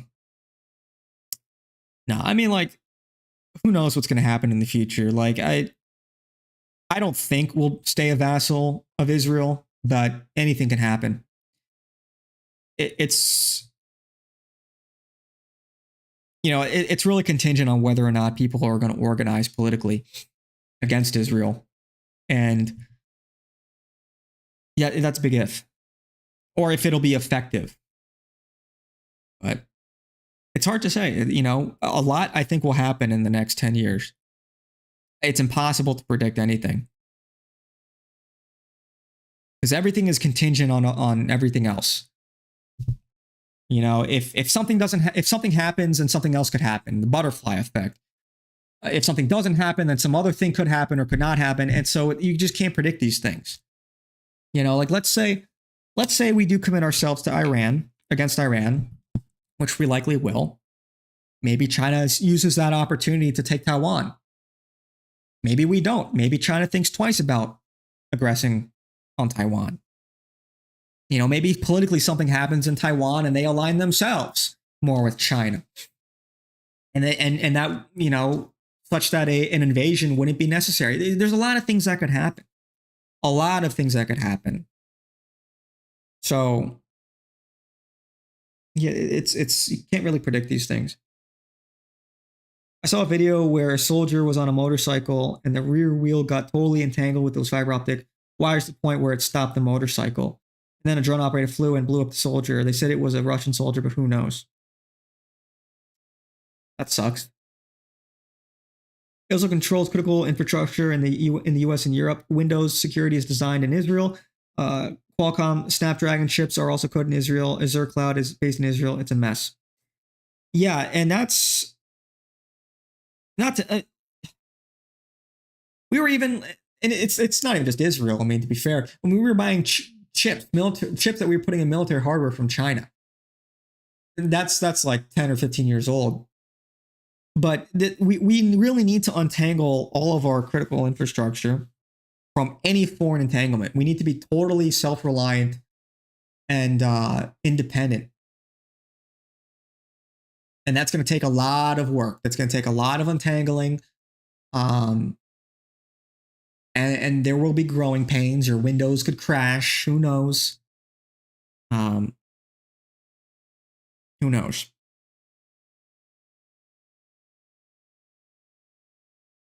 And I think that's one of the reasons why, intelligently, Israel invested so heavily in tech, in particular with like cybersecurity.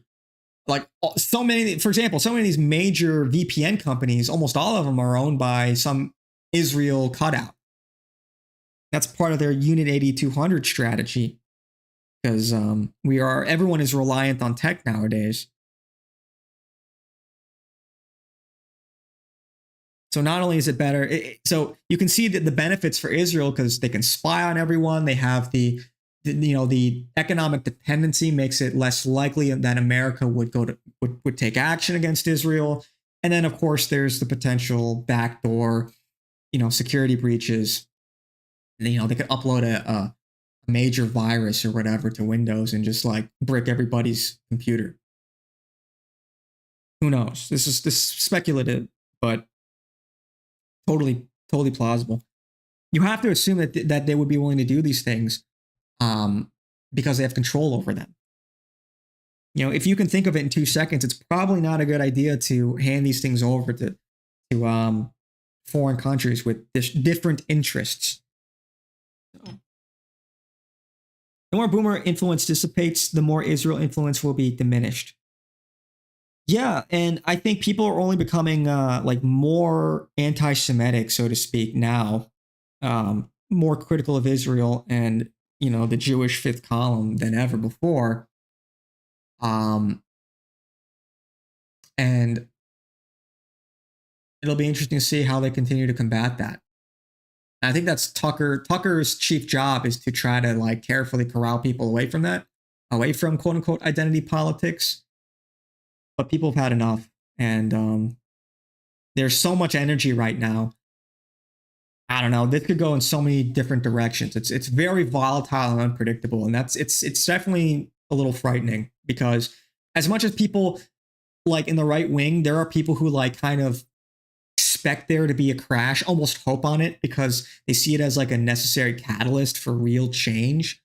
But that change, I mean, first of all, something like that is very tumultuous. It could be you're in a fucking war and collapse. You're going to live through a very tough time. It's fair to say a lot of people could die or whatever. I don't think you want to see that happen, period. But we're not the only players. What if we lose? What if some more radical left-wing group wins? What if it's a huge gamble. I don't want to tear things down. That's like always the knee-jerk reaction. And I think, especially when you get frustrated, what's the first thing you want to do? You want to hit the damn thing. You want to break it.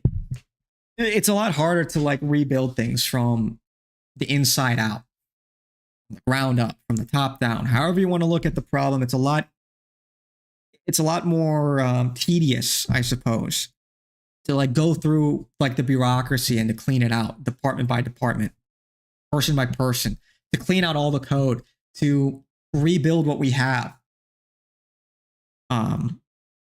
But I think it's much more worthwhile to do that, because we have like wonderful institutions. We have incredible institutions. We have some of the most respected institutions in the world. They've just been filled with rot. They're filled with all kinds of, degenerates, nepo babies, dual citizen types, mediocrities, and it's hurting the credibility. But like, there was a time when, you know, for good reason, like just take our academic institutions, like Harvard was the GOAT. Harvard was synonymous with intellect and knowledge and technological advancement. And now with all of this rot going on, it's certainly diminished the credibility. And that's just one example. Our companies used to be exceptional. Everything about America used to be exceptional. And so like we've built these things, the institutions are good on principle. We just need to it's about the who again. It's about getting the right people in there. And anyway. When you have a subversive 2% running everything, it's not a good thing. Russia is more self-reliant today than the United States is. That's why I think Russia will be fine.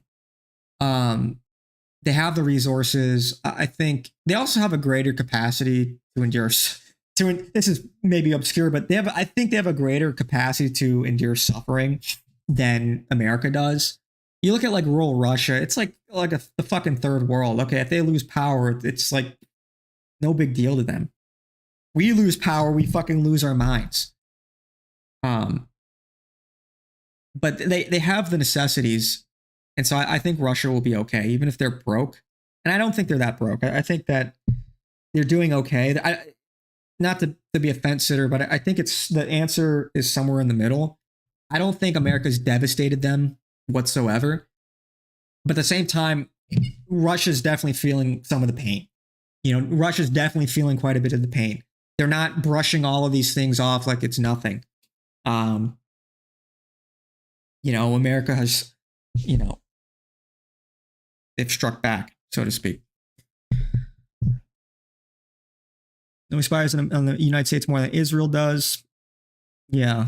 I've heard a lot of these VPNs people are using think they're not being tracked on the internet. The VPN providers are based in Israel or connected to Israel. Yep. 20 years ago, almost all Americans believed that Israel was our greatest ally, and that isn't true today. That's why I think change is possible. Everybody that isn't white was always practicing identity politics except for white people. Yep. That Netanyahu's words almost exactly. In cyber is the most real domain of power. Yeah, I mean, that was smart of them. They made the right play 30 years ago. They really made the right play. Credit where credit's due. White people were always bending the knee to and cuckolding all over the place. Yeah, well, we'll see what happens. Anyway.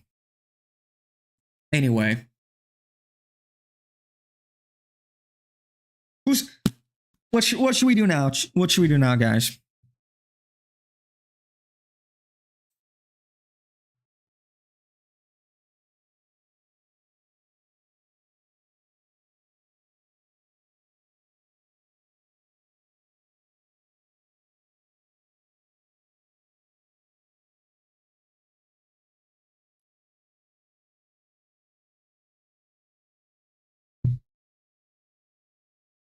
Hey, what is wrong with X?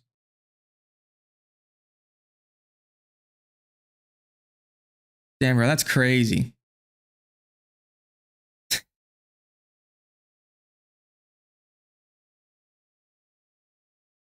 That's crazy. Sheesh.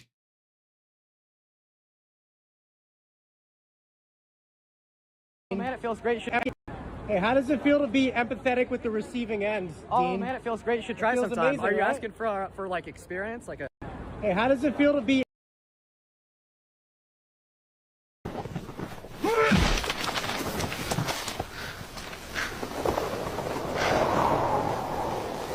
Bro, what the fuck? What did I just watch?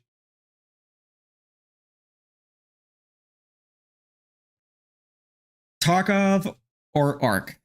Let me see if my friend George is on. See, is George here?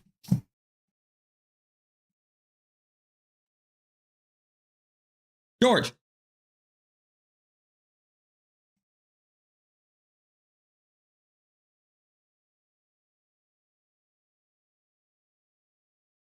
Let's get it. Let's get it. It's Tarkov time. Let me do my dailies real quick. Let me do my dailies.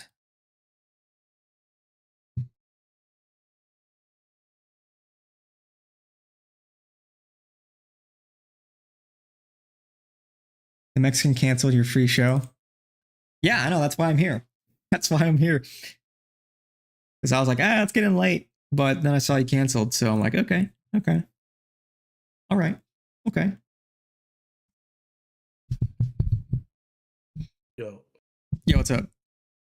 are you getting on Arena or? Yeah, I gotta do my dailies real quick. I do my dailies. I'll hop out with you. Okay. Did you just wake up or some shit? No, it's been up since like fucking 4 yesterday. Damn. Wait, I was you've been at my up sister's- since 4? I mean, this morning, yeah. Hmm. I was at my sister's and I was babysitting the baby, and he wakes up around 5. Damn. Wakes up early to grind, huh? I'm glad he took a 3-hour nap though in between. I was like, yes, go to bed. Starting him off young. Rise and grind. It's a huge, it's a big ass baby, bro. Shit. Alright. I already did mine, but we can play whatever. Okay. Let me try to get them all in the same game mode.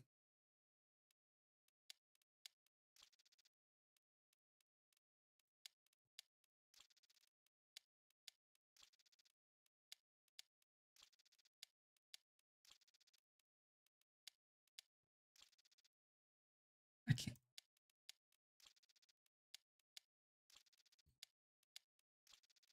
What the fuck? Come on. Getting bullshit for.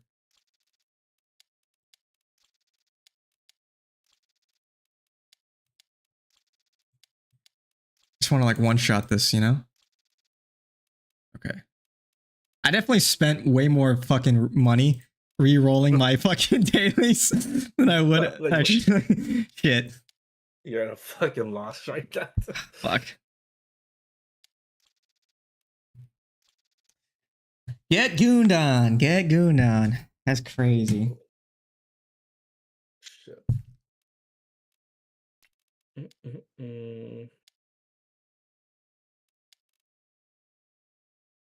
Went 2 games as assault.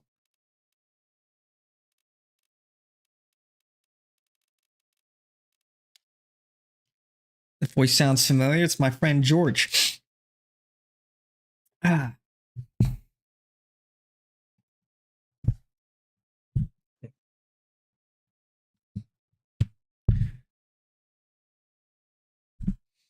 Alright,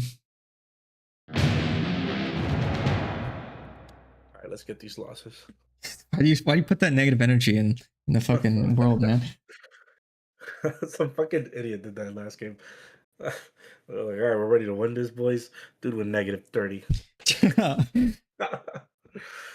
fuck. Bro, he's like trying to rally the troops because he knows he's not gonna do shit. Oh shit. Try to give everyone else a pep talk.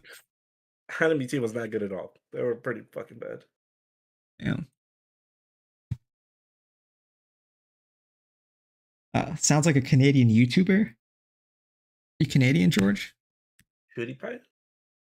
What? PewDiePie's not Canadian. Thought he was. Swedish. Huh. Same thing. It's all north, right? Fucking elk and snow. Snow and trees and shit.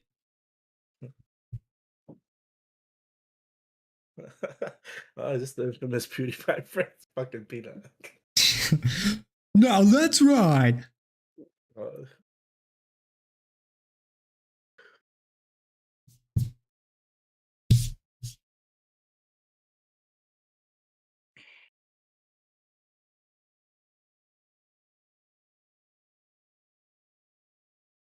It's crazy.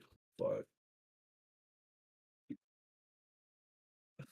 I first started playing fucking Arena, my KD was 0.12. Holy shit. 0.12? I just didn't know the maps. I didn't know what the fuck I was doing. Like 0.12? Yeah. What the fuck, man? We're recovering. We're recovering. All right, I'm at 0.96 now. 0.96.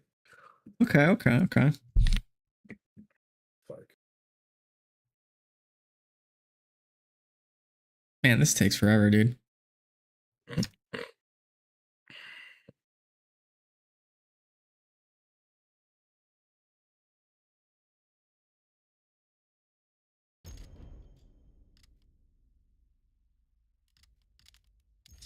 All right, 2 wins. 2 wins. We can do this real quick.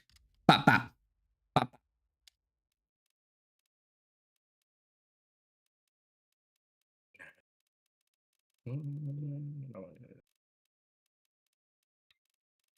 I was trying to do the spa quest for Peacekeeper with the shotgun. I had to fight 3 people just to get the fucking oh my god, the resort. Just to get shit. The fuck? It was the tan guy. The tan guy. Get him.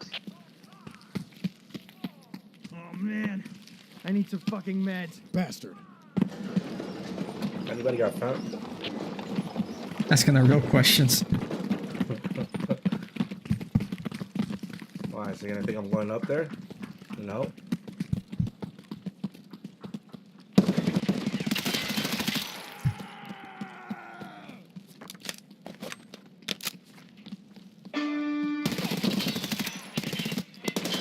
Oh, one more. Oh, Nate. Shit.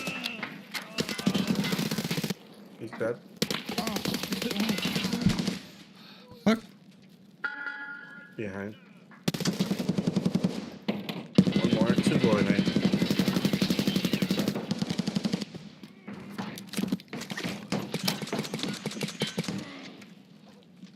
The hell are you out there?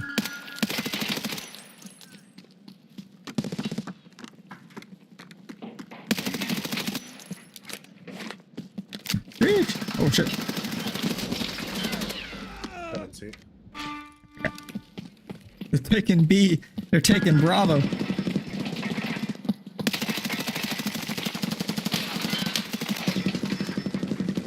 I almost shot our teammate in the fucking head.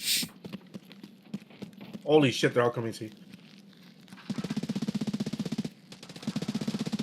Oh! Oh my god! Let's go. Let's go. Oh, 2C, 2C. They're on B. We're fucking, our guns both jammed. Fucking hell. He's in there. Oh shit.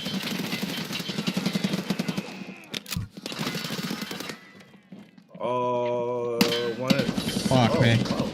They're on B. Traded. One in B, boys.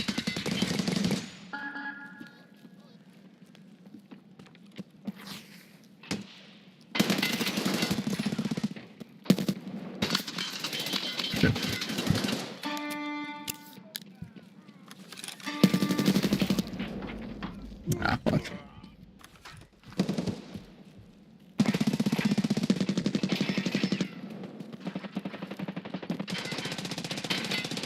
One going A. I got him. Shit.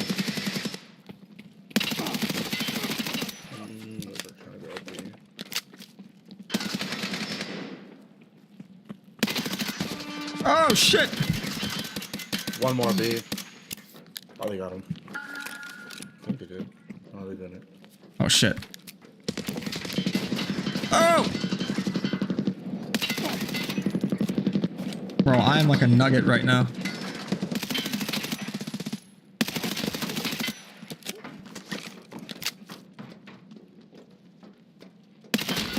Fuck.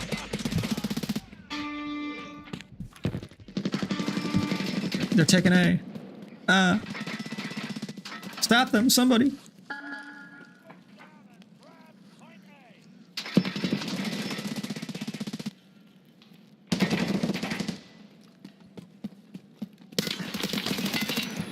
Jeez, man.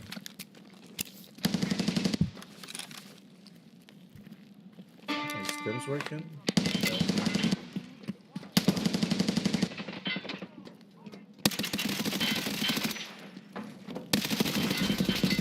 On A. Shit. max of 19 bullets. Why don't you hit the box?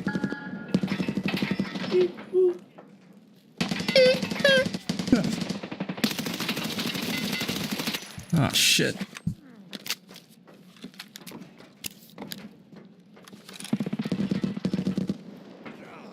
Alright. 3 grenade.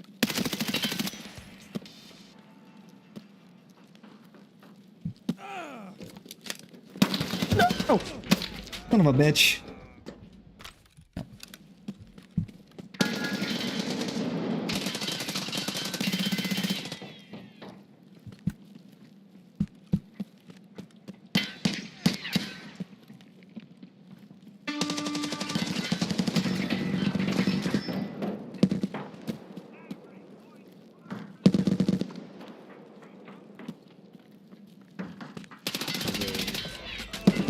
I'm behind. Great.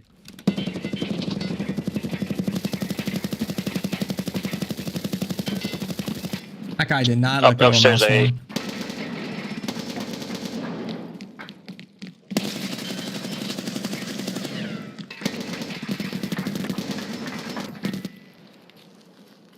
One going C, he's pretty fucking late. He's like 1 tap.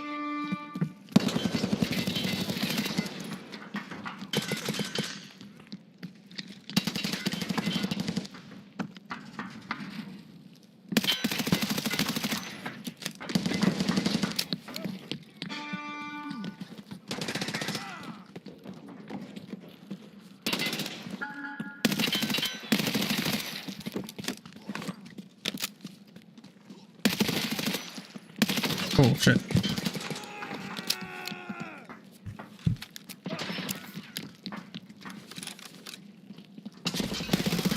Ah, I got shot from behind again, man.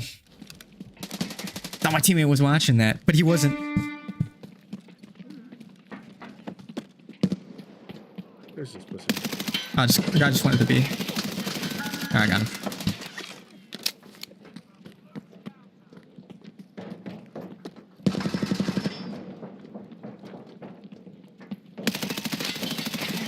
Oh, fuck.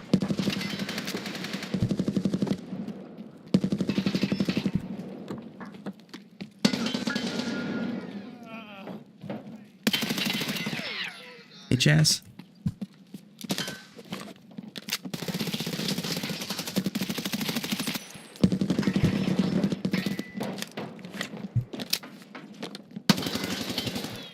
Fucking. My bad, my bad. That is a fucking chill. Surrounding me at sea.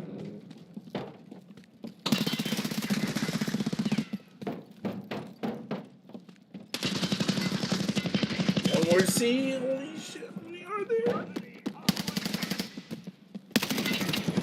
Fuck. He got me, dude. I'm dead.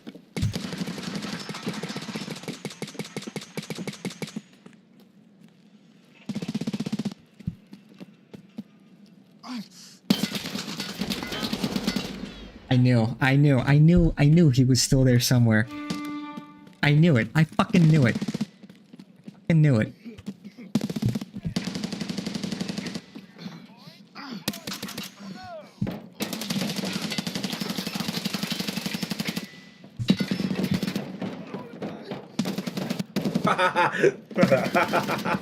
I'm such a bitch.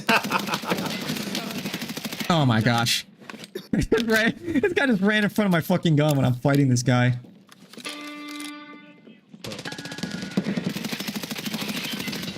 Okay. I kind of just whipped 100 bullets.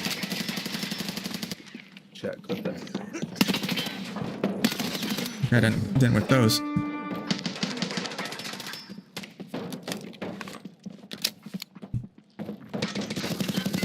Oh shit! 2 going C, one's on top of the plank. That room's open.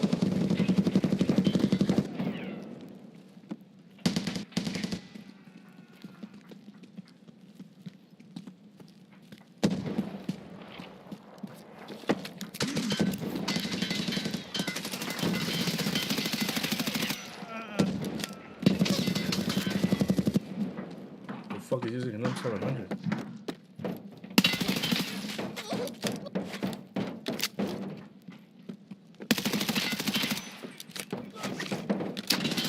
The hell?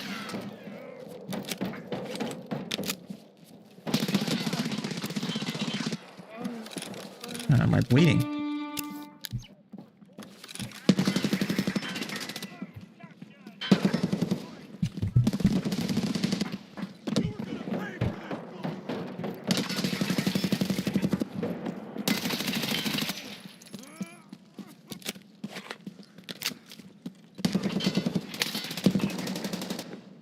What the hell? Shit! No!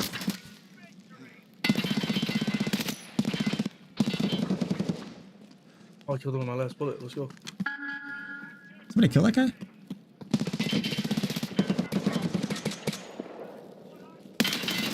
I said somebody did kill him. Wasn't there? I got 3 bullets. No. Hit the box. I was under spawn. I couldn't.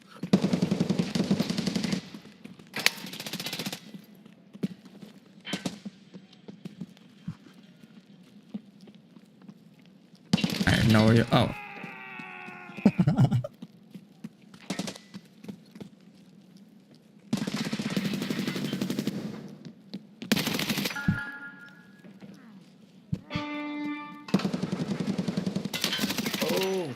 I hit that? What the fuck?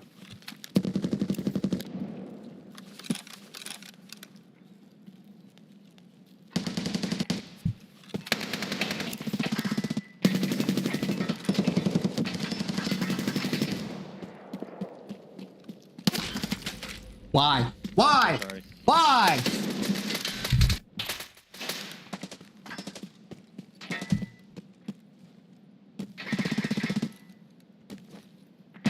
No, the world offers you comfort, but you were not made for comfort. You were made for greatness. Pope Benedict the 16th. That's a very inspirational quote. I feel inspired now to win. What the fuck? Oh, they're on B. Oh, I just got one tap. Oh, alright. I shouldn't have picked that. Pick it again. Oh, shit.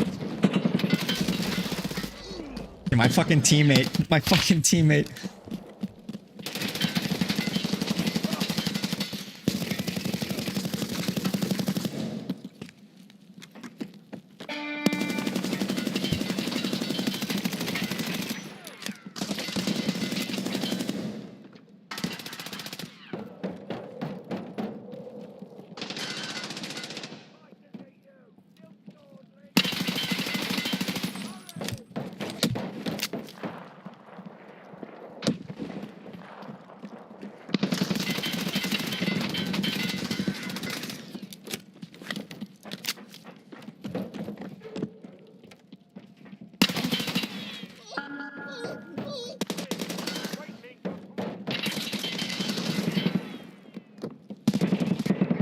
What? I didn't shoot him. Not once. Fucking hell. Mellow's cracked. I mean, what can I say? I mean, hey, what can I say?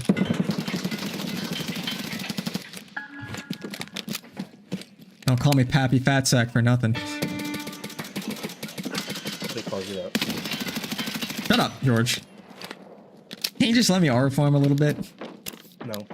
Just a little, for once. Oh.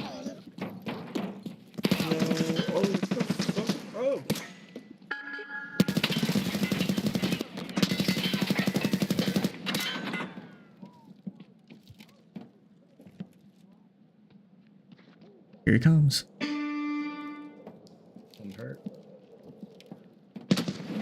I can smell you. What?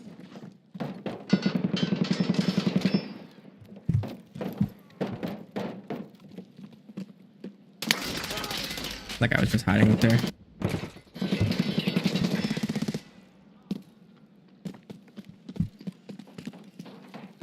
What the hell? Fuck.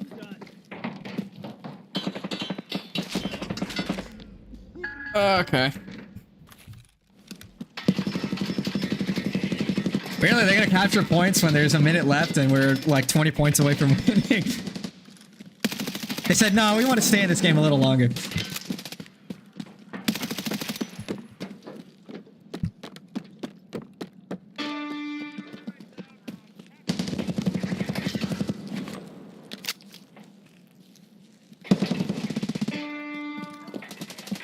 Fuck. I'm trying to remember for these spots.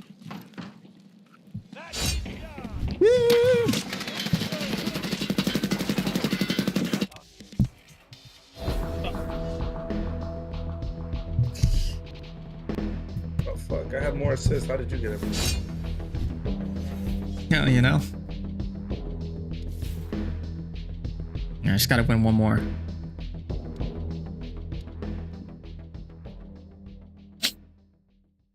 Yeah, one more headshot too.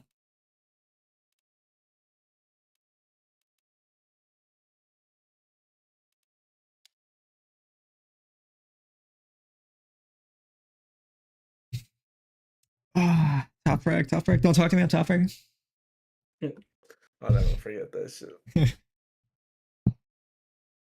What was it? Was it no Rupo or was it my other friend Dago? Dude was playing Jet. Don't tell me what to do. I'm top fragging. Alright, bud. You getting egoed like that?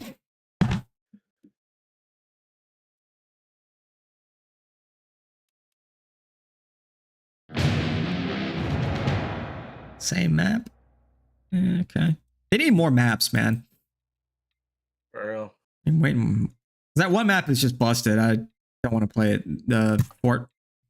Yeah, I have it clicked off. Yeah, I do too. Because if you end up on that side that doesn't have the height advantage, you're just cooked. I mean, it's got 3 with 2 holes in the wall up top. Yeah, it's retarded. They need to redesign that.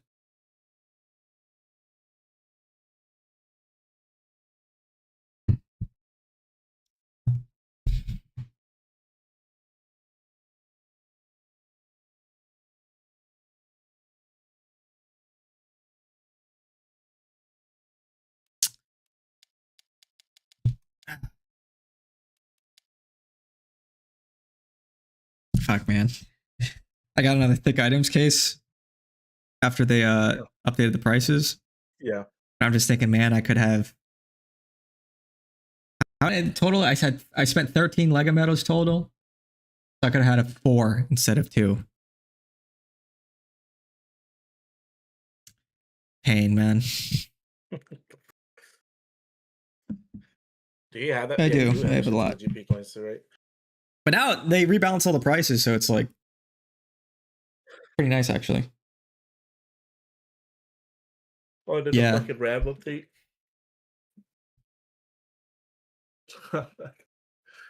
Well, yeah. I was looking at pre-builds. I was like, damn, I might Yeah, go AMD. AMD with the processor. If you can, just get the best processor. A lot of games are straight up CPU bound right now. So if you're budgeting, I would just splurge on the CPU. Yeah, I was looking at the Ryzen 7. Is it the 9000 X3? Yeah. And then the Ryzen 9 9800 X3. But they're like, dude, this Ryzen 7 is just good enough. Ryzen 9 is like if you're gonna be doing like fucking rendering and shit. I mean, Ryzen 9 still might be. Yeah. So if you're not going to multitask, or if you just really intend on gaming or not doing anything too crazy, then yeah, just go with the 9800 XD. It's the goated CPU right now.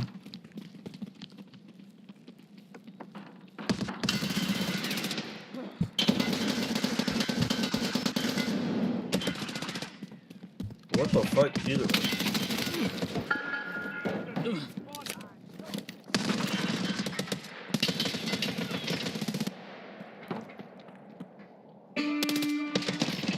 Fuck.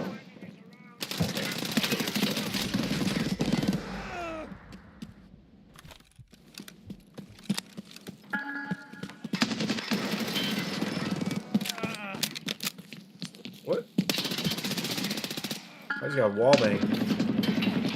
And I'm dying. What the hell? Where the fuck did that guy come from?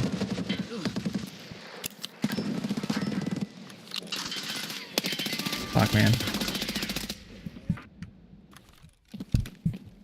Ah.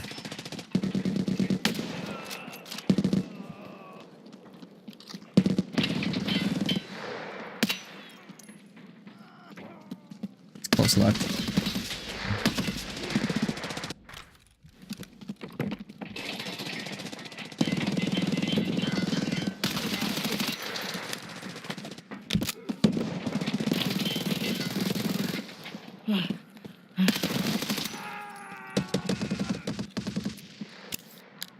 To the bodies, the one tapping with the lucky and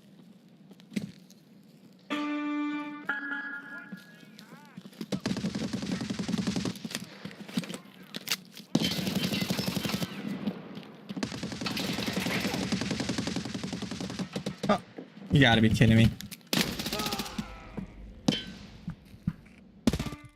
under camp and fucking spawn on C. I mean A, hey.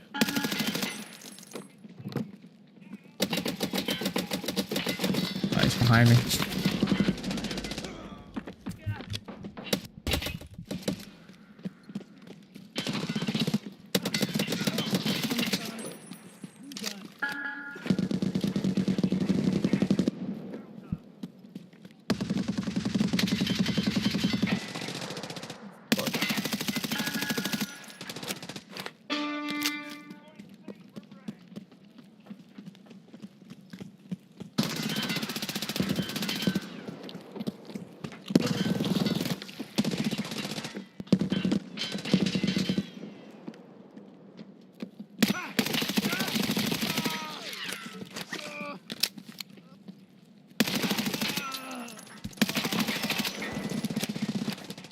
I'm running out of ammo.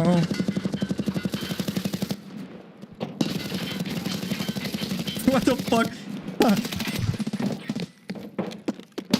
Okay. I just got team killed.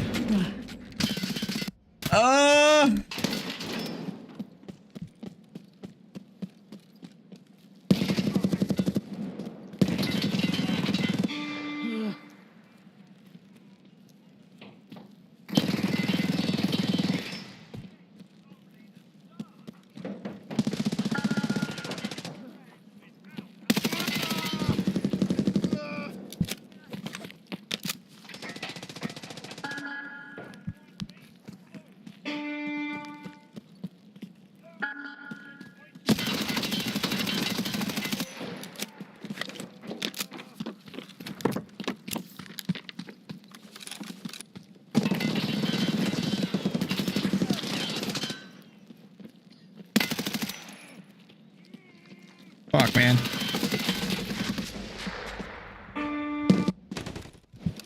Alright, we can do it. We can do it. Oh, it's going into B. Shit.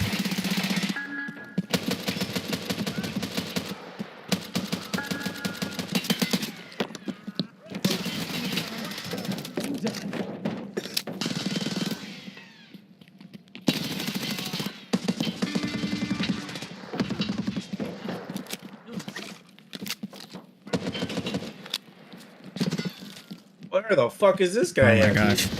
I am just getting rocked. Like I cannot survive.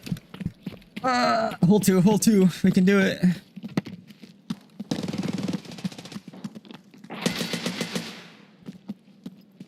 I just heard something on the right.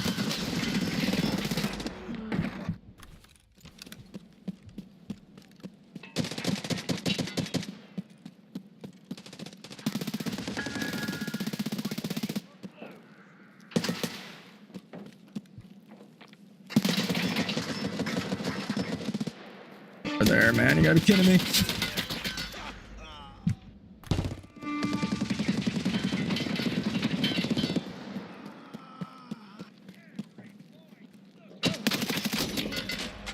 Guys, up top on A.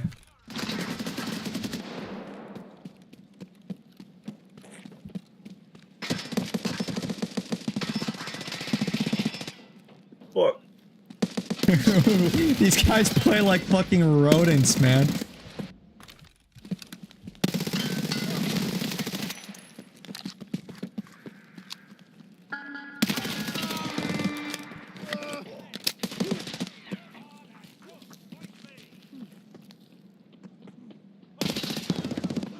fucking god, dude. Go by somebody else.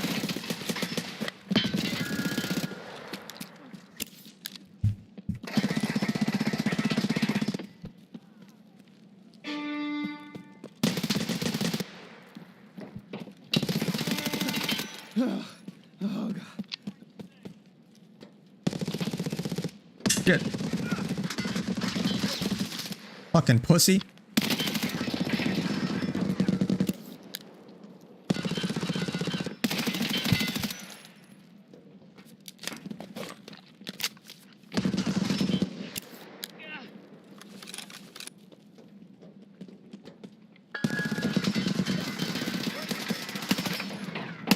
Fucking hell. Just surrounded. Gameplay's out of sync? Okay, I'll figure that out. I think I might know the culprit, actually. How bad is the delay?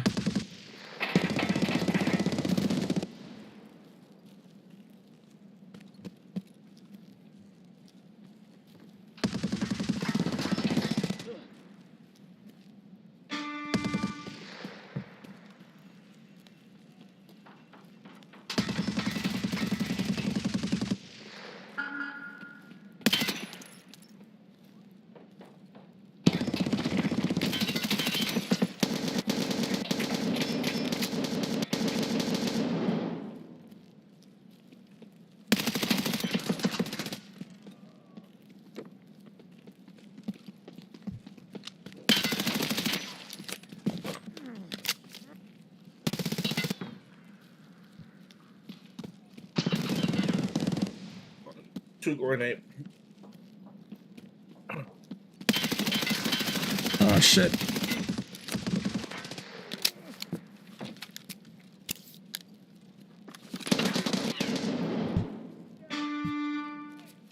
I'm not running low on ammo here.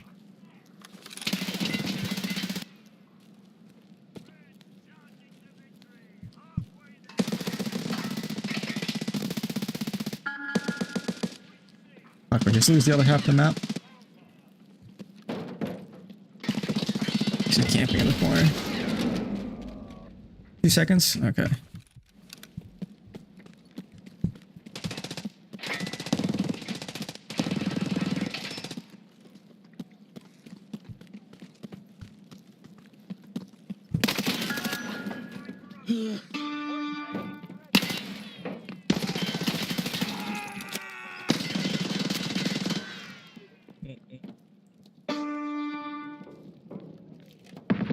I get flying.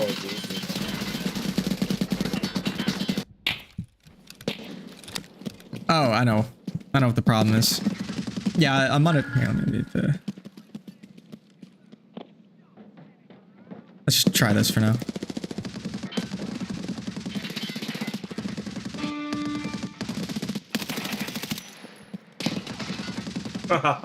This fucking. Did this guy leave early? Is that why? Has it been a 4v5? Oh, that explains it. That explains why I feel like they're just everywhere all the time.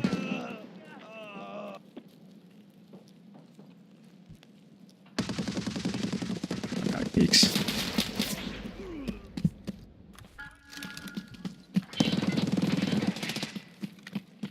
Didn't fix it? No? Shit. Okay. Could be causing that.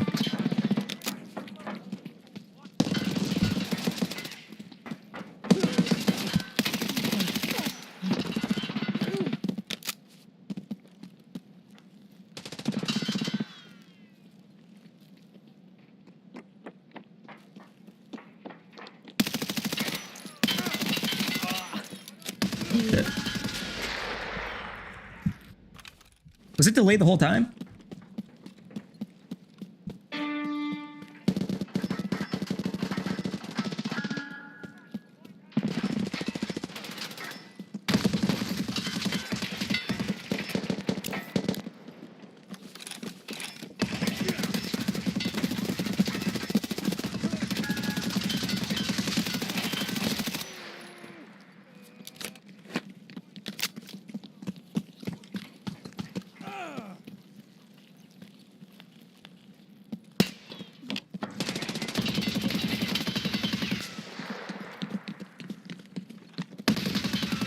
right. Yes. Oh, dude. Getting worse?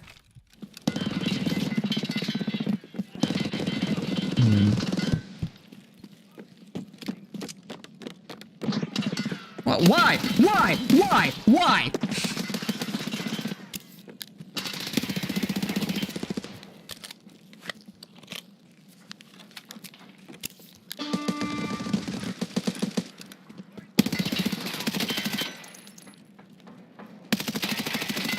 That's another.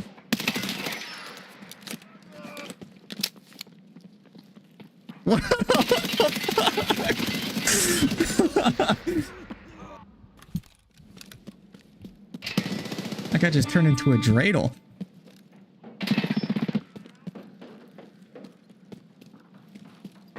I spooked him and he just transformed. Why? Why am I getting team killed, man?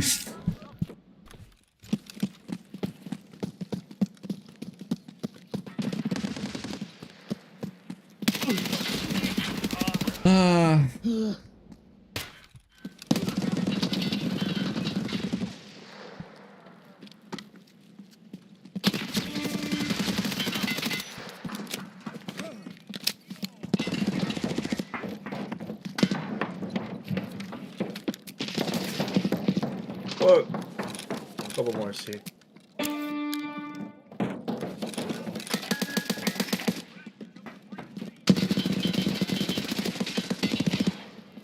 Holy shit. They're just like all swinging. 2 or 3 together.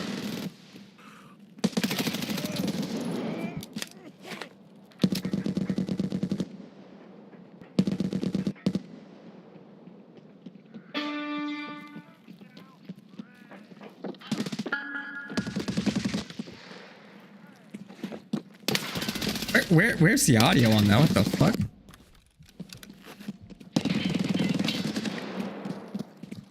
Unless that was him the whole time that was running on the right. That's weird.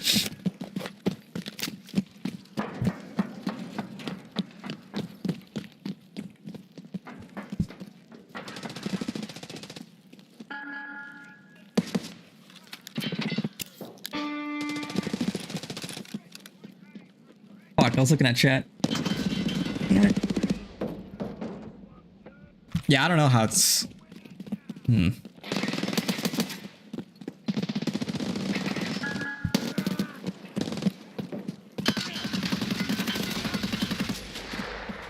on, let me see if I can...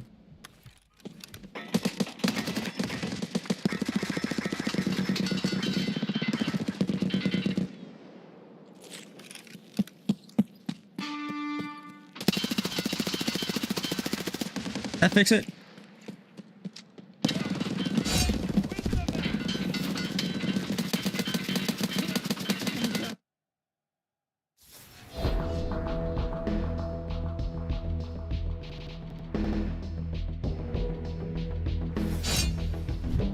Well, what matters, George, is that everybody had fun, right? Honestly, dude, I was just having a fucking blast getting smoked in. Yeah, I know me talking, it was just the in-game audio. Is it fixed or is it still?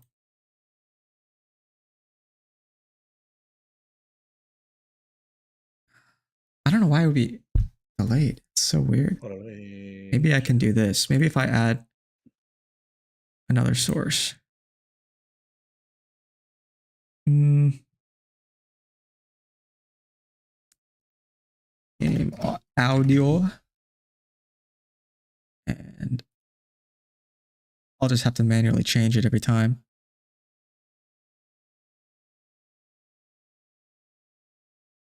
Adjust audio properties.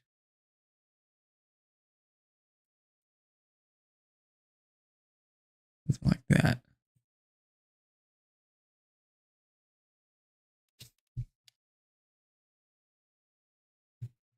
Ah.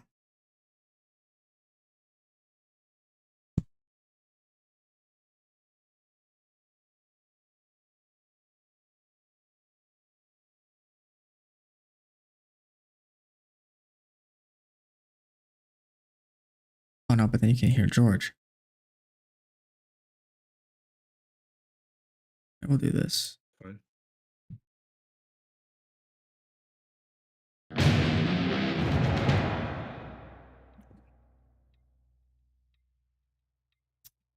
Let me just do a quick search. See if it's a common thing.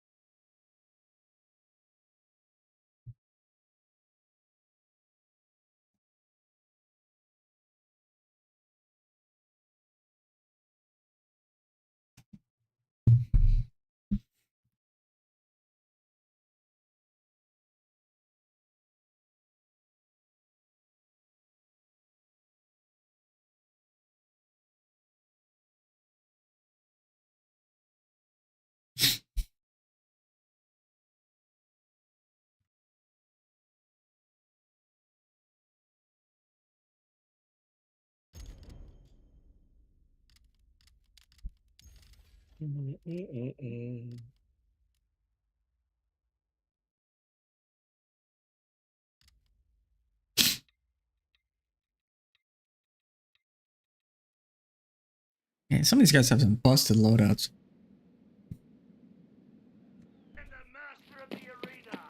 Are you looking at mine? I don't even know. Was it the scar? Might have been. Yo, chill, dude. I'm trying to level it up for PvP. This is the one that can get the 50 rounder, right? The Yeah, I think so. No, I mean like you could. People have like 300 points to spare. That's. Oh no, my shit's to the brim.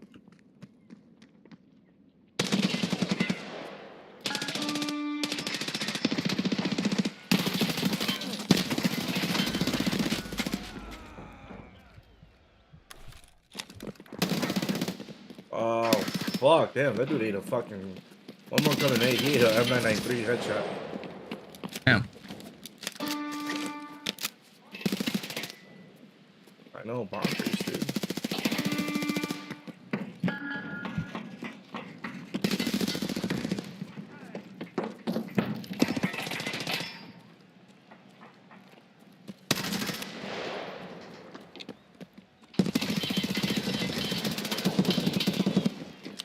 Fucking pussy.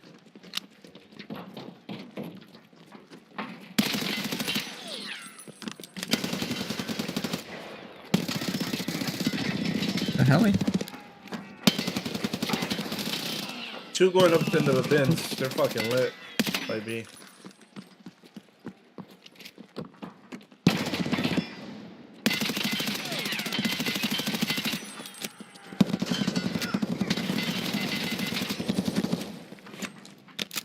Oh shit.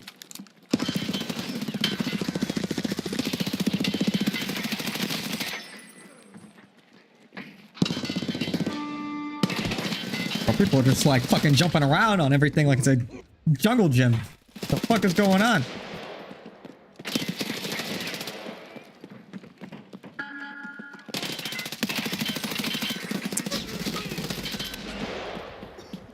This dude ate a fucking headshot too.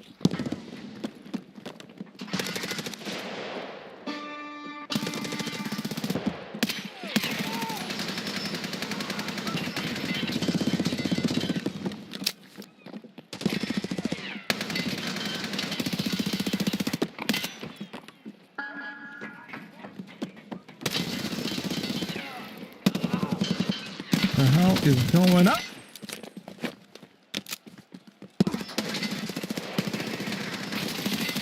Fucking hell.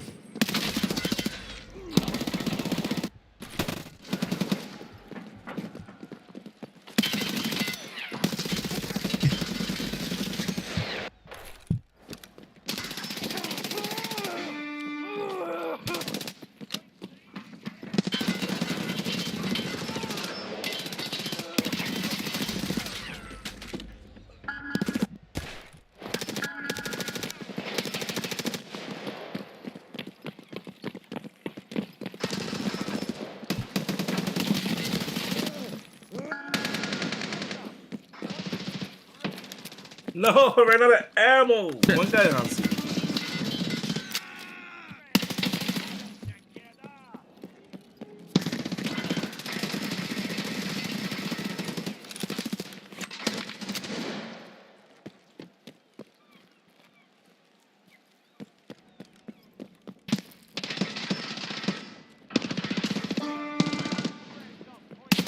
I killed 2 people? What the hell? What the hell, Leonte?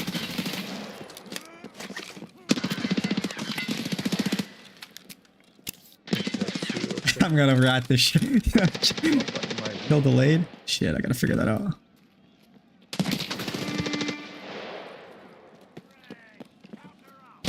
Why is it fucked up?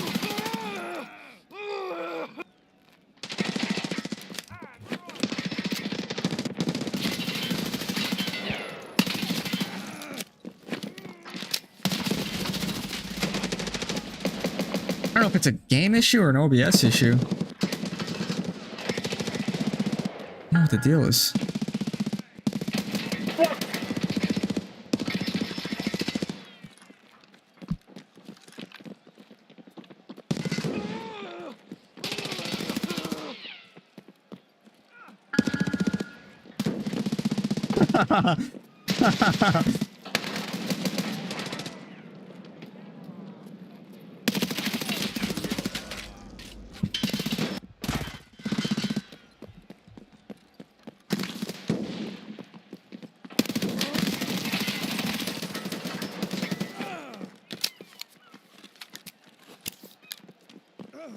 Okay.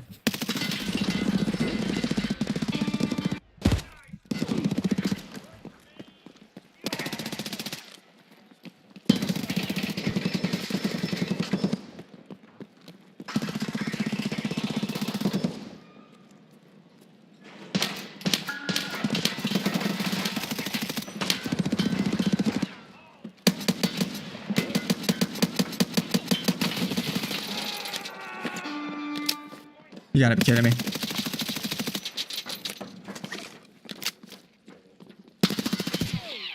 My fucking teammate. I got one of them.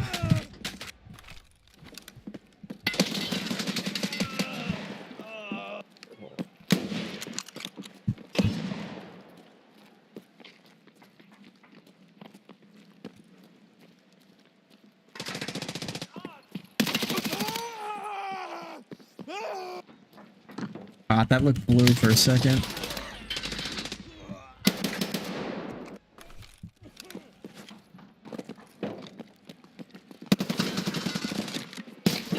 What? You eat those?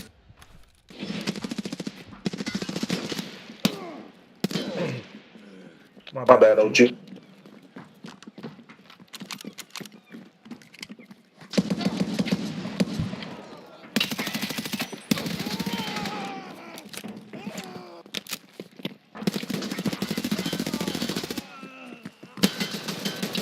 I'm just surrounded.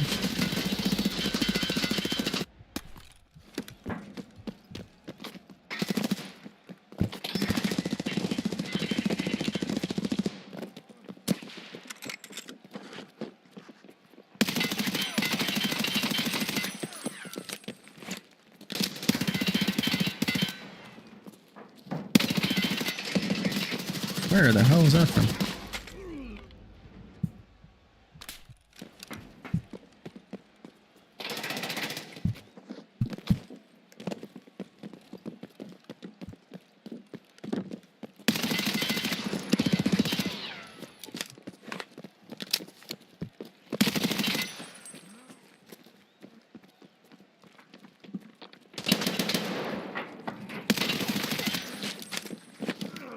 Look, please just let us capture the point. Oh my goodness.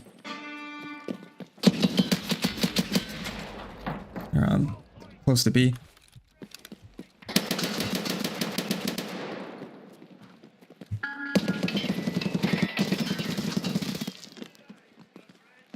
Okay.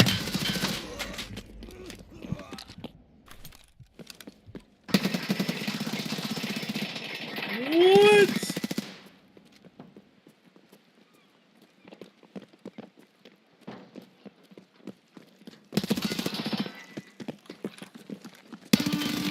Yikes.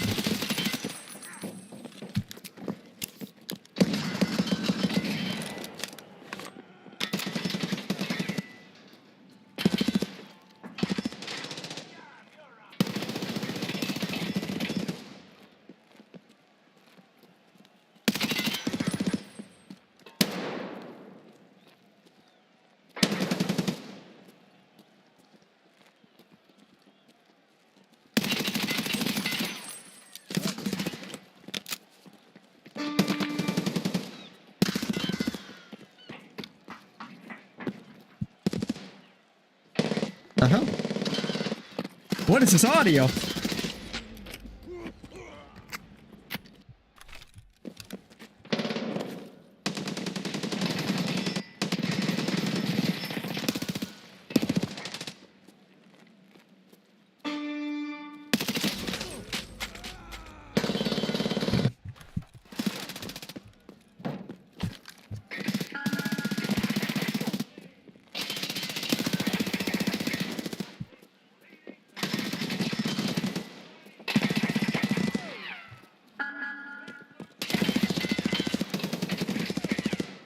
Oh, you hit that. Damn, alright. My bad, big time. We need to disrespect you.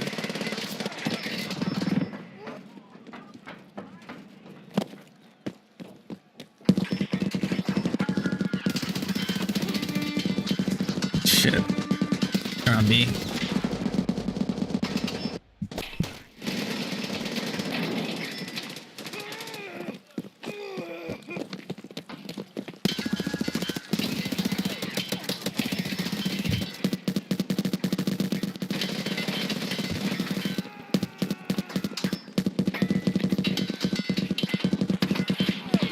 Damn it, Sue, what the fuck is going on over there?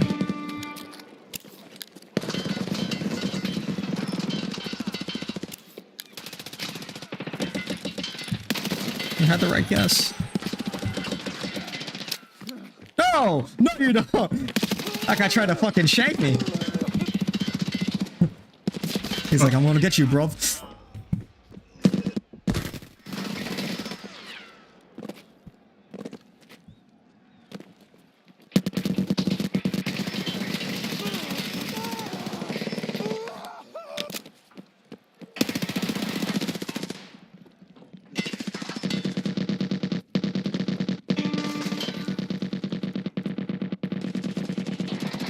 Where?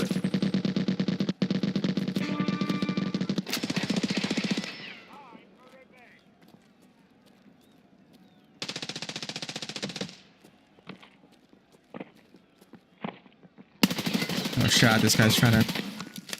Somebody else got me. Alright.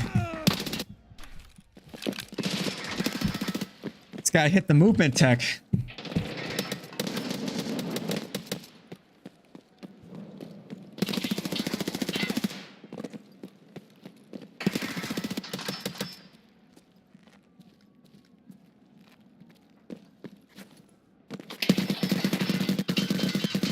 Alright, cool.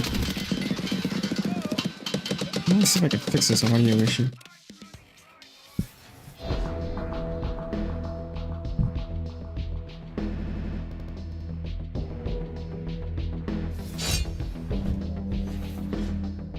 Alright, mission accomplished. Dailies are done.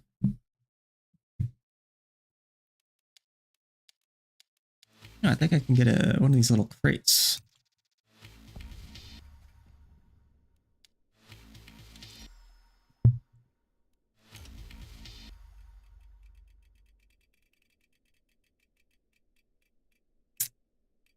Fucking sucks, dude. Fucking hoed. Alright, let me send over all my goo.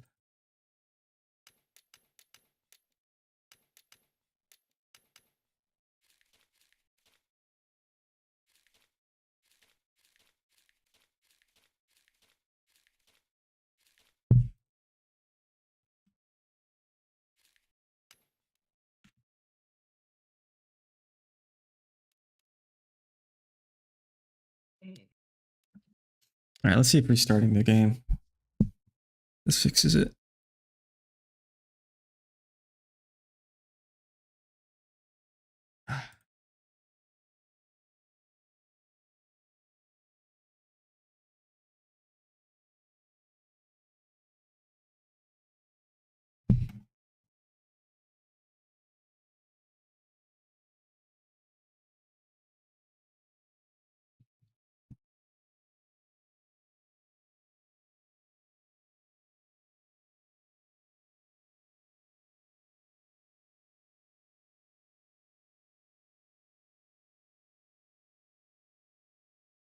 Mismatched sample rates, maybe.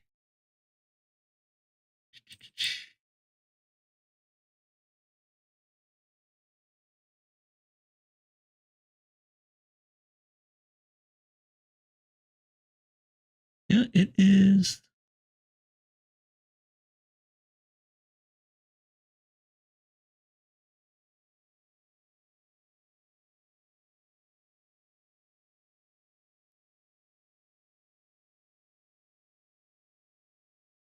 Should work.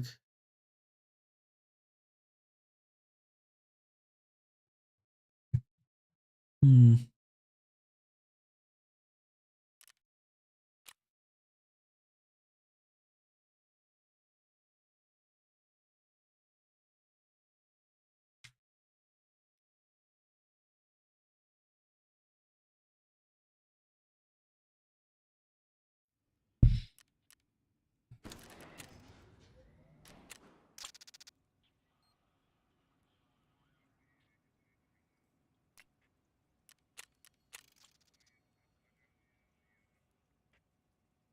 Start up all my crafts and shit. What did I get from the circle? Ooh, I needed this. Let's go. Whoa. The mule. Bitch. Here we go. Let me get it.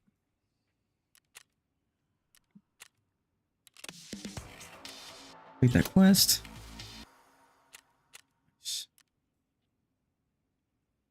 Very nice.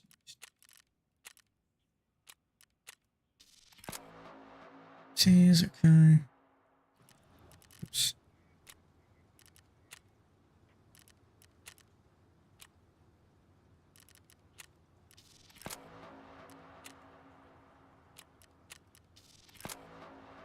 Scav reserve.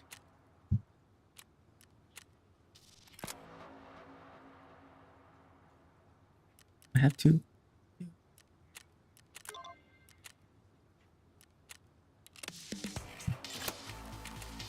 Nice. Okay. Yeah, it's probably not getting completed. Hooray!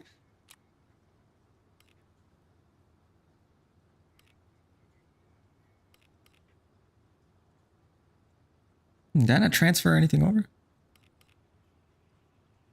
I think it's bugged. Shit, I hope not. I hope the game just didn't eat my Lego metal.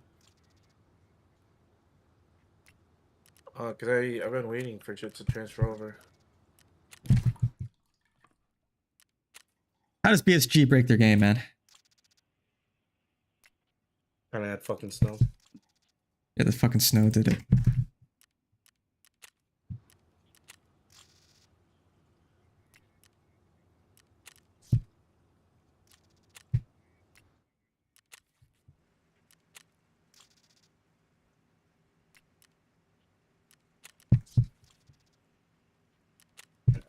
Two tank batteries sitting here. I need a couple. Let's do the training real quick. Hang on. Is the audio still delayed?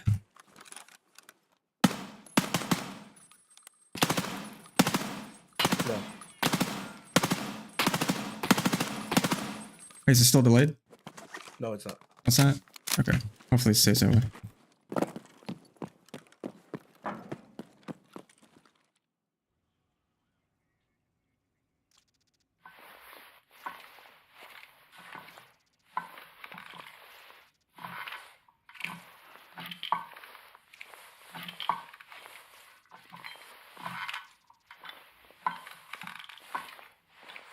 Oh, fuck.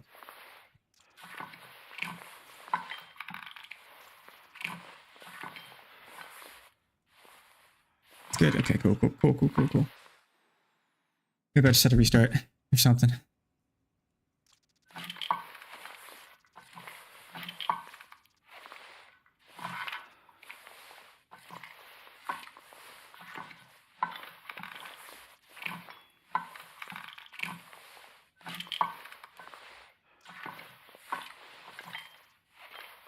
Fuck. Damn it. Okay. Alright. Alright. Where do you have to go? Anywhere. Anywhere? Shit. You want to go streets? Let's scav streets. How about that? Let's scav streets. Get our bearings. I know it's a big map. It's been a minute since I played streets. Let's just do a couple scav runs, huh? George? Want to do some scav on the streets? Yeah.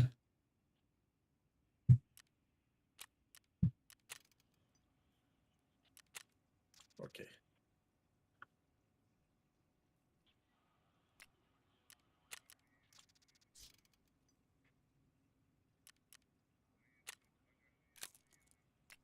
I don't get it. I make space. I clear a bunch of shit. I sell a bunch of shit. I buy more cases, and there's still no space. Sell some shit, man. I did before I left to the farm. Oh, it was nice on your account or something? I don't know. Nah. Hells no. Ooh, what's that? Just send it to me. Hey, what's that? Actually, I fucking it might be. I was doing the shotgun quest to kill the scabs or whatever. On Shoreline. I run up that one room with no key. Fucking let X on the fucking table. I shoved that up my ass so fast. So, fuck it. I was like, you know what? I'll take it.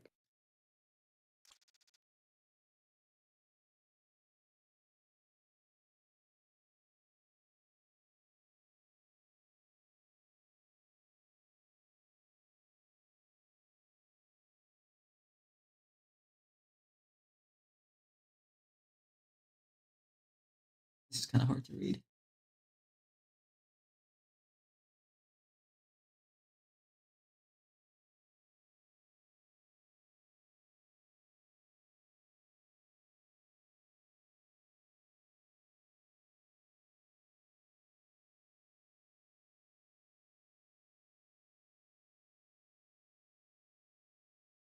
It's laggy as shit. What the hell?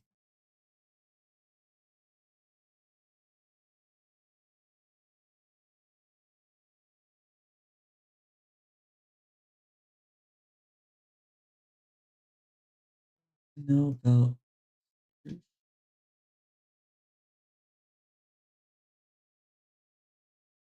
I don't think I need. Let's just put on keys, mechanical keys, valuables.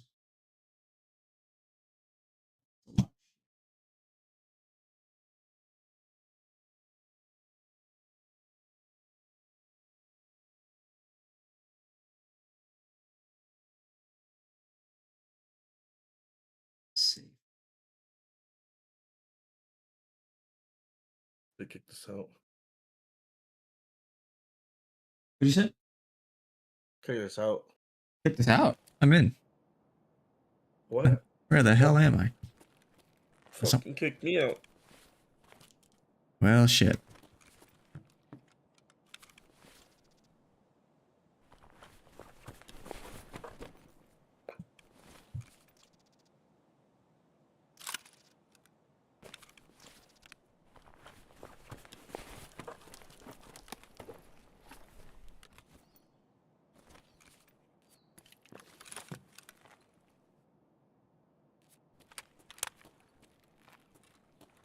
Oh my frames. Oh wait, I'm reconnecting.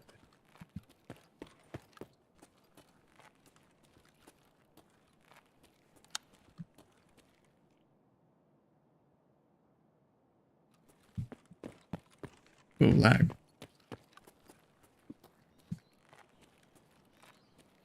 This shit runs like ass. Oh, shit, to turned off. Yeah. Yeah, buddy. Where the fuck am I?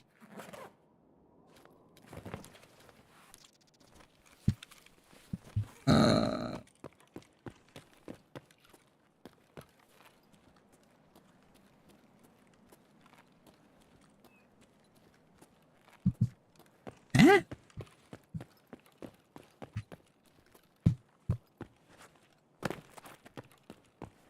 They're in probably the hotel or one of the malls. Ooh. No, they're in one of the hotels.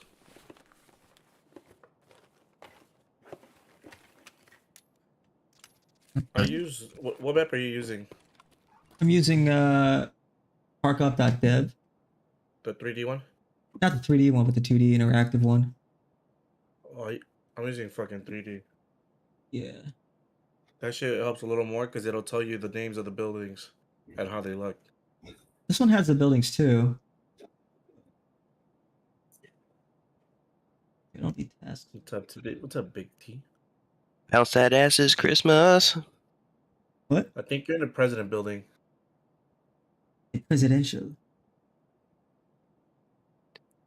Bounce that ass is Christmas. Yeah, this is gonna take so long to learn.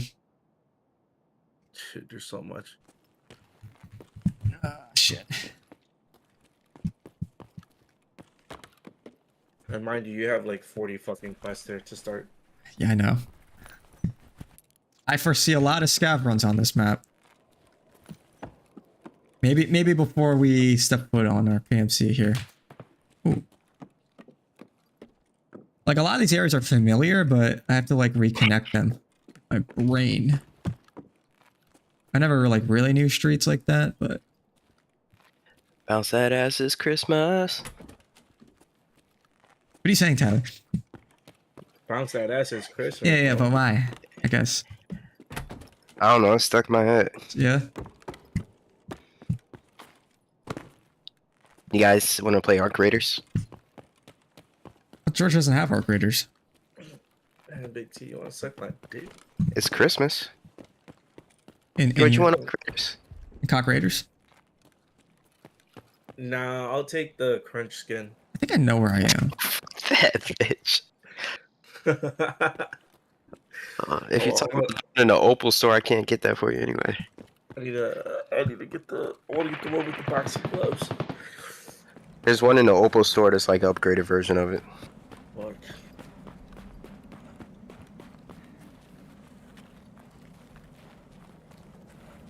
I just need to get this fucking Apollon. Need this check to come in. Come off street. Scav right there.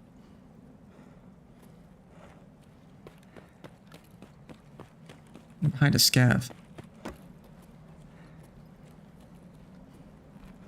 For a second, I thought that was an LEDX on the ground. I was like, no way. I'm still loading loot. Holy shit. Bro, seriously? Can you just scoop everything up, Mello, and I don't have to load much? I'm trying to... Oh, wait, I need this half mask. If you have a half mask, save it for me. Nah, I have the neoprene. I got the flames on. Fucking useless, dude. That's crazy. Can we ban him?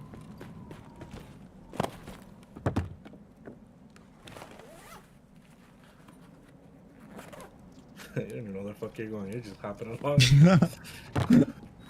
I'm like doing movement tech and shit like I know what the fuck I'm doing. Oh, shit. What the fuck? I just got sent to Mars. What the hell is that? I just got shot from two different places. I got shot from a guy in front of me and then I get shot to the right. I think you're out of bounds. Oh, you know what? Maybe I was. There's a big sign to your right.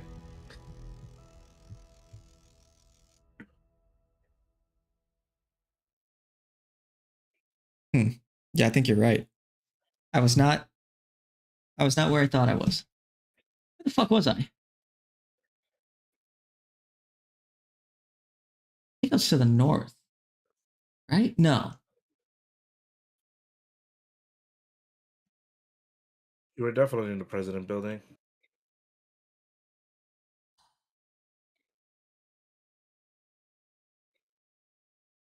Where the fuck?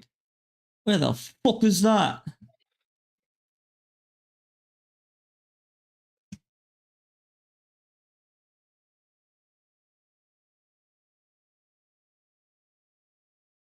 Oh no, wait, this is Terror Group.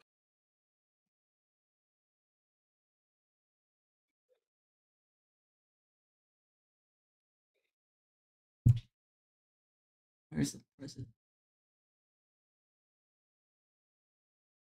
I'm looking at the 3D map now.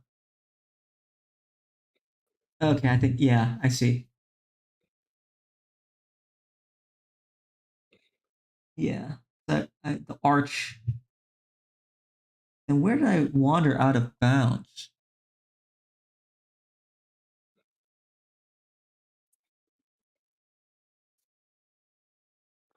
Oh yeah, I went too far. Yeah, okay, I see. Yeah. All right. Well, at least it was just a scav run.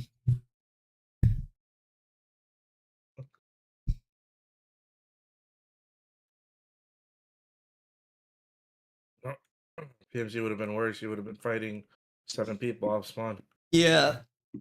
We're just gonna scav this map for a while. Because I don't know where the fuck I'm going. Shit, is my game gonna load? Hello?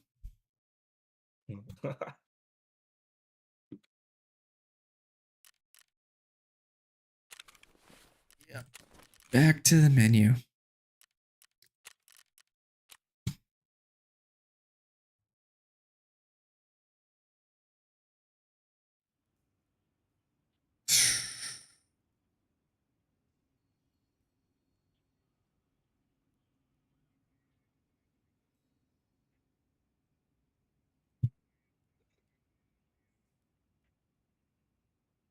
Oh, rest for the work. What is that?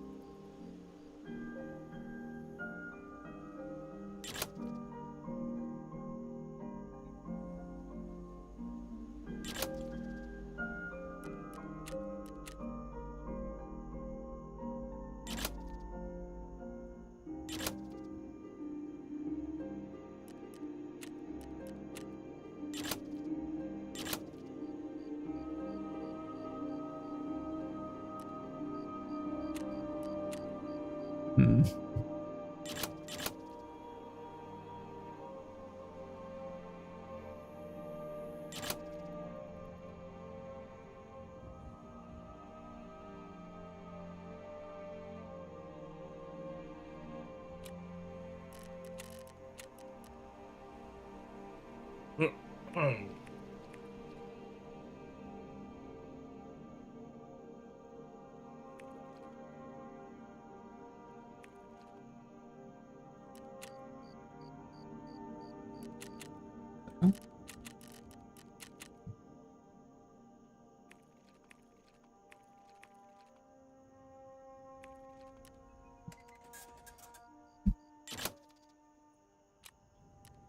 Mm-mm.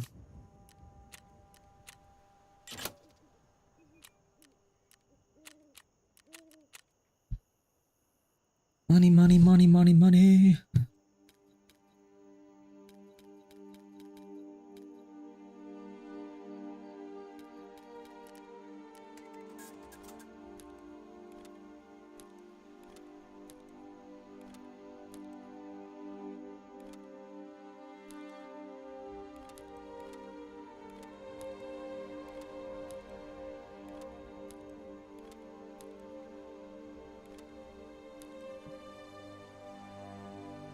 Let me know when you're out. I got you. I'm gonna try to make this quick.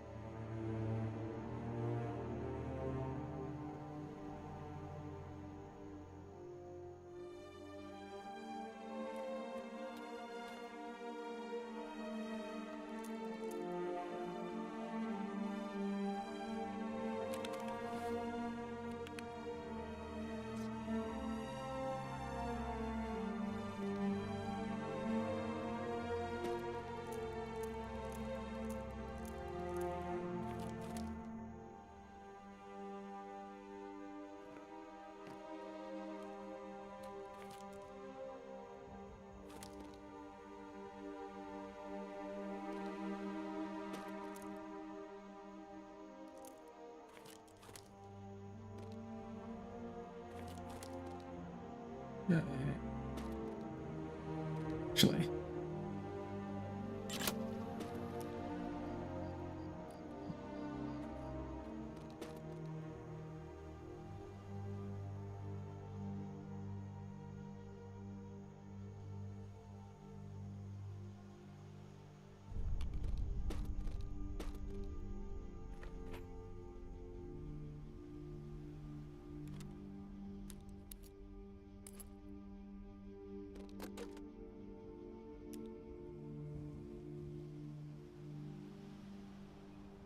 What the fuck?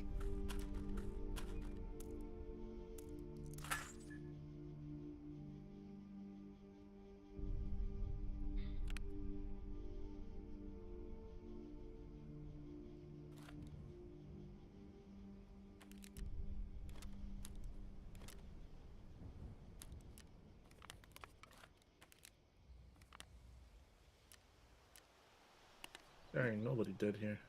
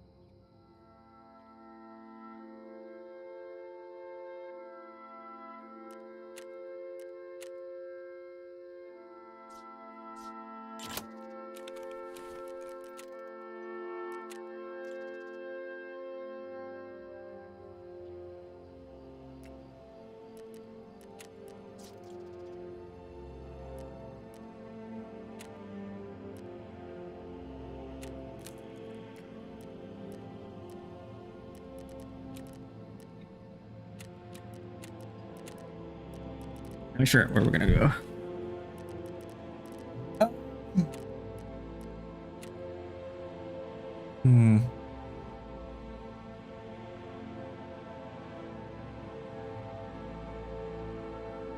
I have to do chumming.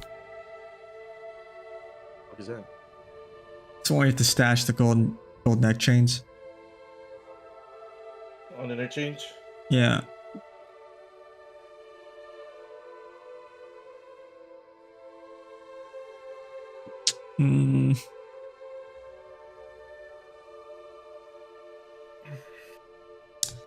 Alright, I have to remember that.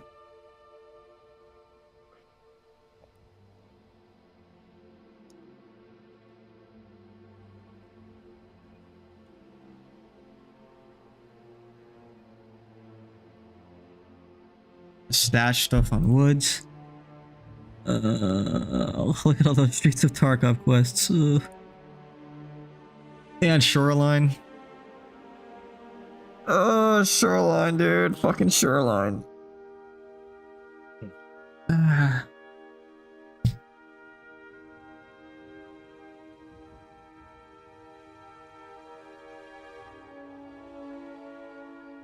Use an AKM on Shoreline. Fuck, dude.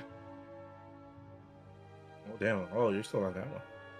Yeah, I never did it. Oh yeah, we kept fucking. I don't have Red Rebel. I mean, I guess I could buy Red Rebel. What are they going for? What are you at? What do you mean? Money wise. 6 mil.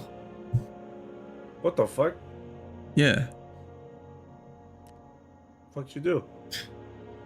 What do you mean? I guess yeah, I could buy. Huh? Yeah, you could buy a Red Rebel. Do I want to though? I don't know. What is it, Red Rebel and Paracord?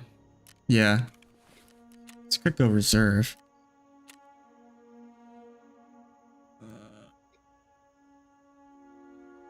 All the lighthouse quests.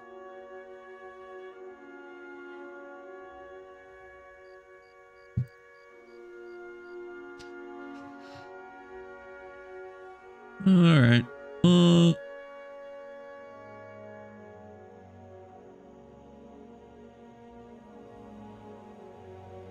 Safe corridor, the bunker. It's just gonna be Scab fucking City on reserve, man. Back door.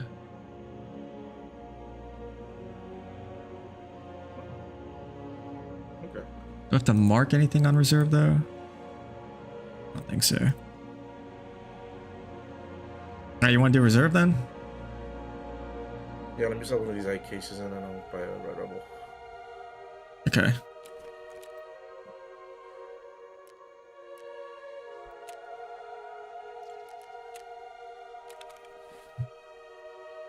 You think it's cheaper to do the trade or? Just use the website. Take a look. Which one? Tarkov.dev. Oh, right.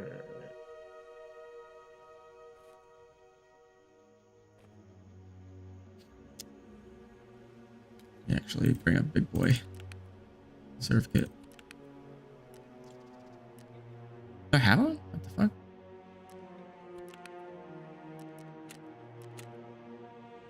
Here we go.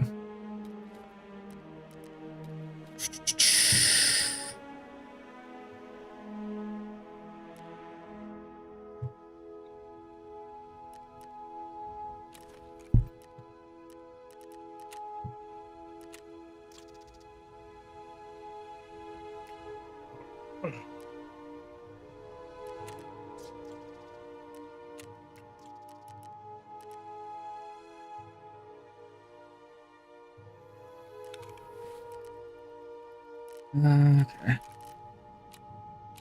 No.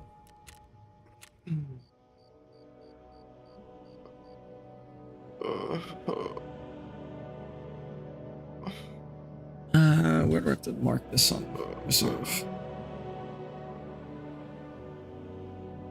3 cameras for reserve.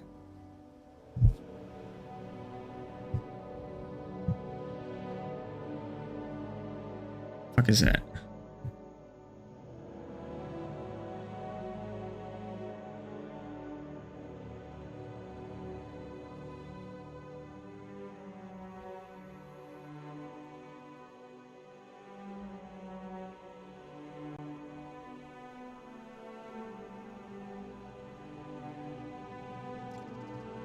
It's like all outside.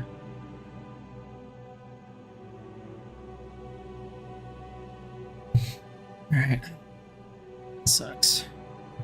Ever.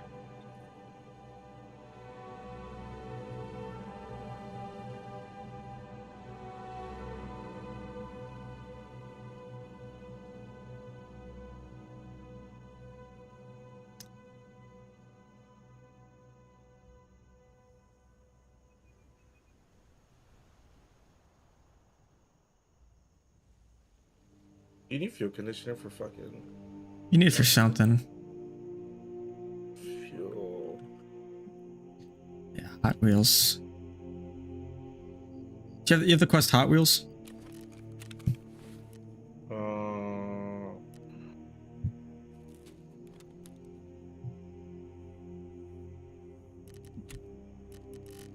1 second, sorry.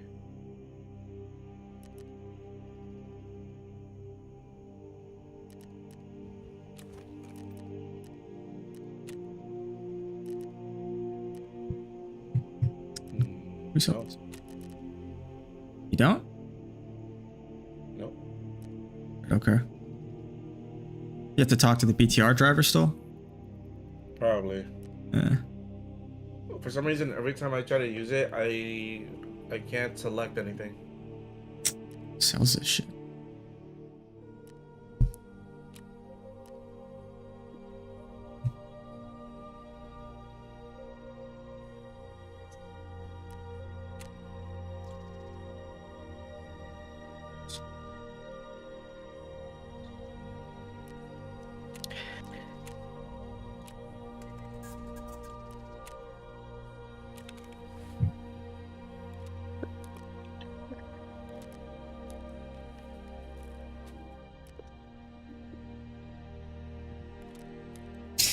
All right. See, do I need? I think I need a couple keys for this. Is taking forever. I need a couple keys for this.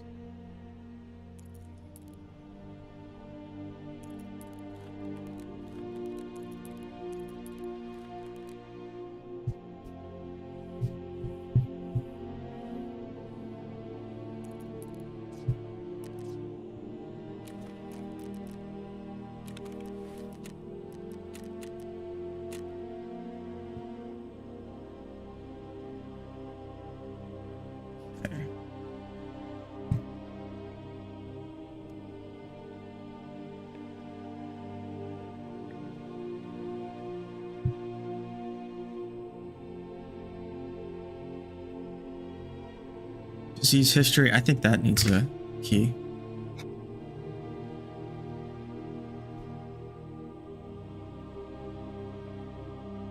Okay. We need RB KSM and RB SMP.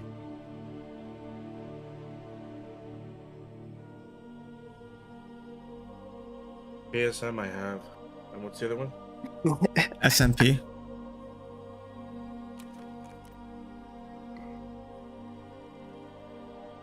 I don't have that. I'll buy it.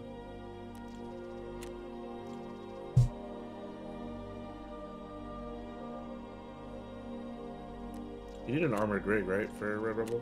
Yeah.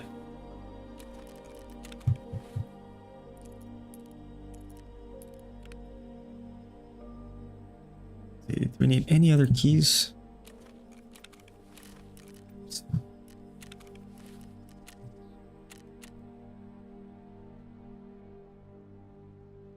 see, disease history, safe corridor, the bunker, back door.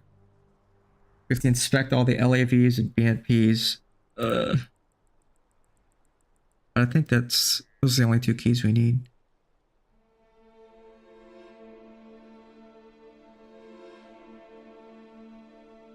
And then we need to go inspect, I think, D2. The back door, and we need to do the bunker. We need to go to the control room. So we can find our way over there. Still hasn't given me my shit. Same.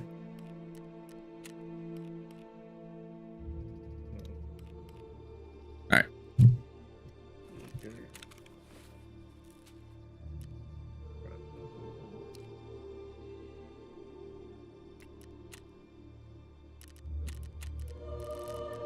Not that bad. I actually dropped in price. What did? Red Rebel. Nice.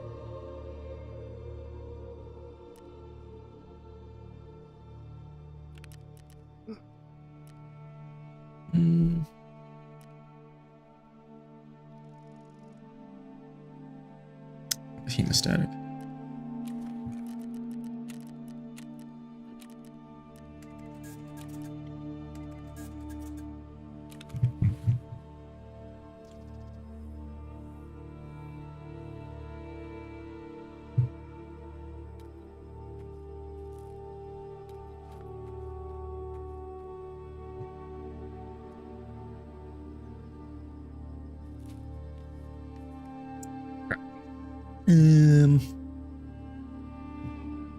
Sheesh.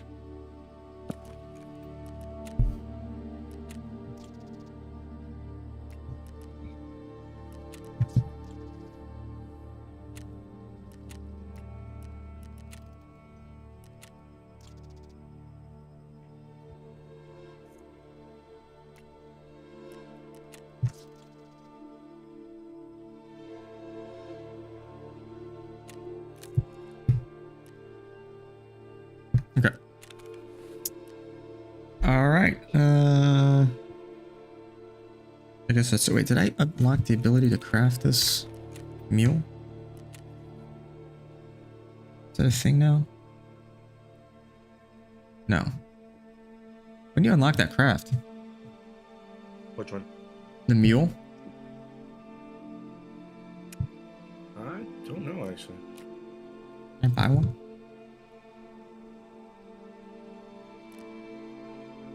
Level 40. Okay. Sick. Alright. Okay. So to recap, we have to go... we got a lot of quests. I need to mark something in the warehouses. We need to go into the bunker. At some point, eventually make our way over to D2 for that quest. We need to go to the medical building to grab the 2 medical items. Kill some scavs underground. Run up to all of the tanks and APCs on the map. Fuck, so much.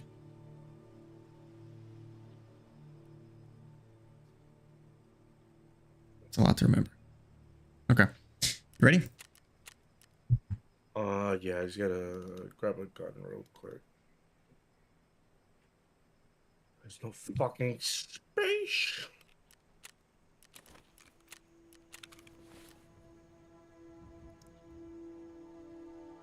Oh, where'd that gun go?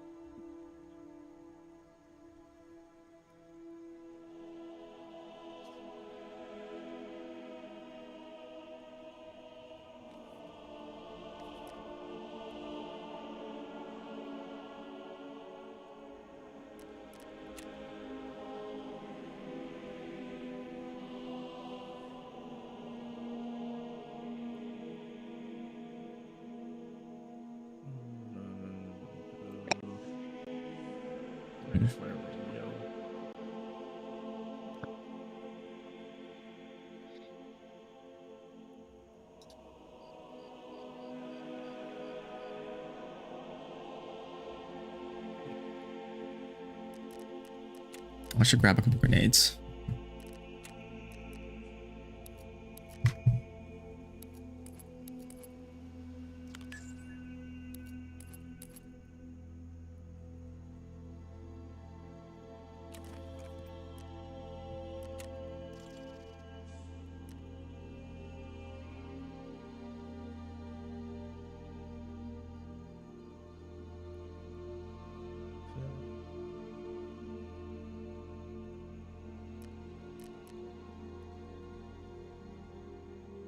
You can't buy this, right? I'll have to flee. Yeah, no.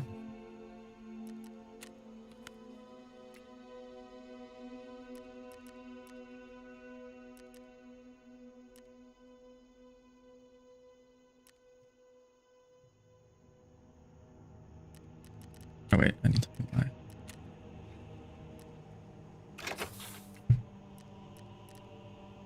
What's my hideout management at? 18. Not bad. 9 crafting. If I can get that to 50.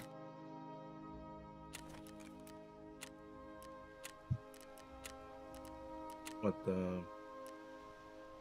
Yeah, I want to do another. Let's do another. You ready? Or let's do another quick scav run on streets. Oh wait, my shit's ready. I really want to learn that map, but I know if I step in there, I'm just gonna die in a dumb way on my PMC. So. Yeah, give me 1 second.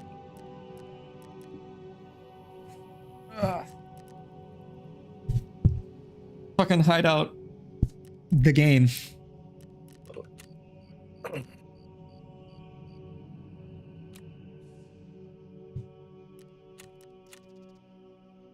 Damn, I think people are catching on to my sneaky craft. You don't have you don't have the cultist circle, do you?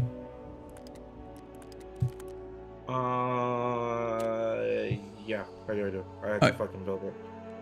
Okay, so I think the most cost efficient thing right now, you can either do the 5 MP5s from Peacekeeper, it's the basic one, or for that's like I think 200k or so.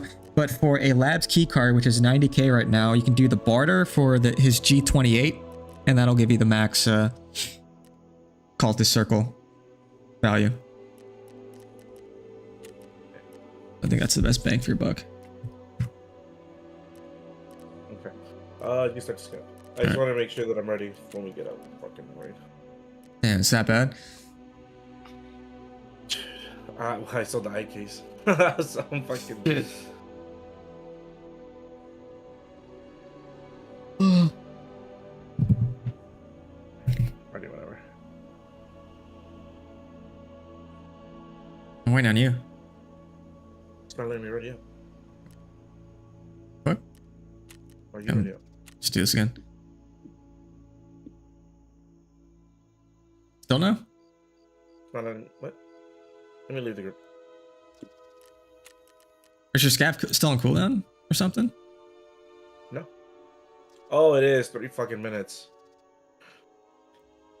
What the fuck? How long?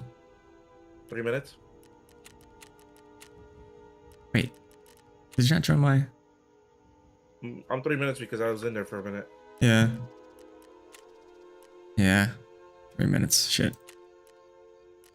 Let me check my hideout real quick then. Oh, the shit's about to end. So do you know, like, are you like power leveling your crafting right now? Yeah, I'm fucking... I'll tell you the move. I'll tell you what you should be doing.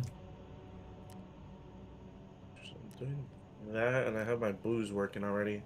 I got... Yeah, of course, I don't even have that shit, because... I don't have Jaeger 3. This fucking cocksucker. Holy shit. I'm so close. I'm just 0.2 away. I need... Fucking... Get dehydrated, dude. Dude, these are...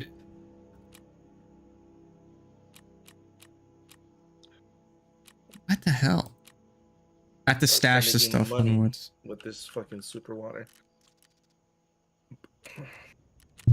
Yeah, super water's good. For the workbench, I like to alternate between the blue gunpowder and the AKM. Those are both profit, and they're very short. So you can like one of them is 5 minutes, the other is 12 minutes. So like I always start with the AK, and then by the time I'm fucking around with my hideout, it'll be ready. And then I can do the gunpowder, and like one raid, it'll be ready to go. And they just keep switching between the two. Lavatory, I like to do the toilet paper. That's profit usually. And the fleece, that's also profit. And they're short, so that's good. For the water collector, it's between the 5 Aquamarine water bottles and the 1 water bottle. And usually that's profit, the Aquamarine. The 1 water bottle is a net 0, so it's not hurting anything. For the nutrition unit, I usually do the sausages. And I've been doing the Slickers bar. I think you might lose a little bit of money on that, the Slickers bar, depending. Maybe you break even. About 35. Yeah, you typically about break even. 35,000. These are going for... Actually, right now it's profit. Take it back. That's profit. So... And then the med station, it's... I always alternate between the pile of meds and the AI2. You could throw in the aluminum splint. That's profit, but it's longer. The AI2 is a net negative, but you make money off of the pile of meds, so. Yeah. And right now my skill is up to 39 already. About to getting close to maxing it out.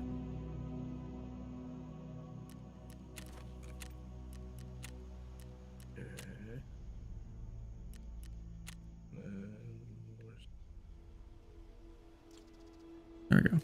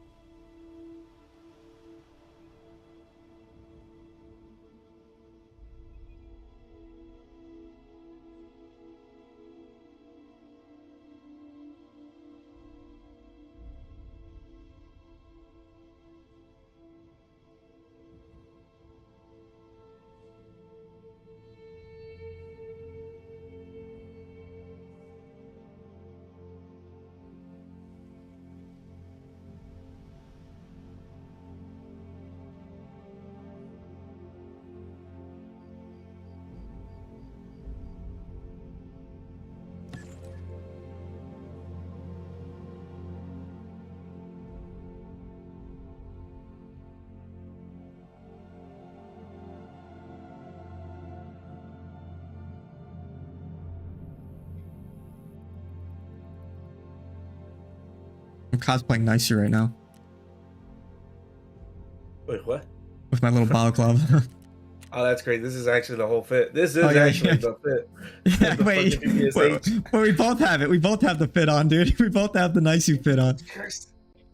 That's crazy. Motherfucker. No, I got it off of drops. No, you did it. That's a whole scab loadout. Your durability's at fucking 40 on the gun, dude. It's a fucking drops, bro. It's crazy. Or during matchmaking. Okay. Ah, fuck.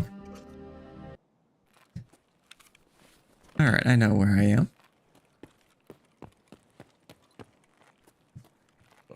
I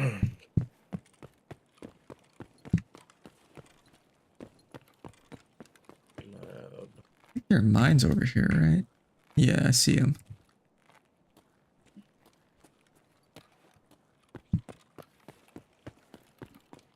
Duty. Yeah, a little duty cough. Duty.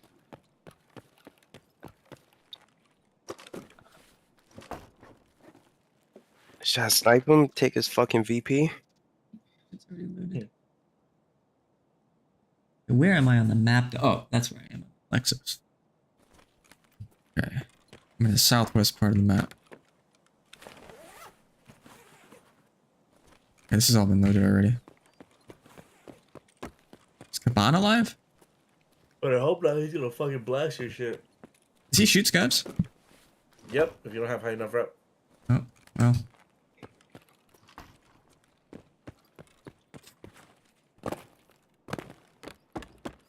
That shit's already been looted. I hear the BTR. Fucking blast you. Wow, wee, wow. Ooh. Is that a dead guard? That's just a regular scav.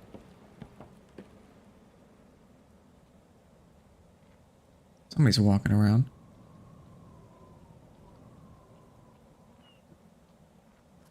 Probably a scav.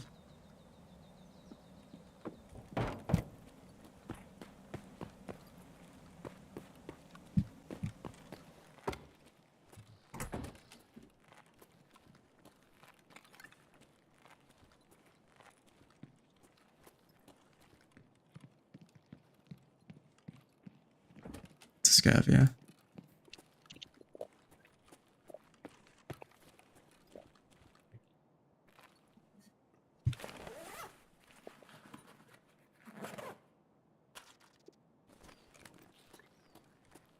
The helly? What the helly? What the helly? What the heliante? What the helly? What the the helly? What the helly? What the helly?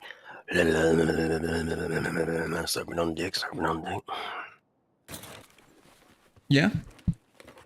Serving on dick. Stair landing key. I have no idea if that's good. Serving on dick. Chicana Street 15 building. Serving on dick. Look it up real quick. How the fuck is that? Oh, fuck you serving on that dick. What the fuck you serving on that dick? You better put that dick down. You better put that dick down. Put that dick down. It's only worth 13K. Dog shit. Financial institution office key.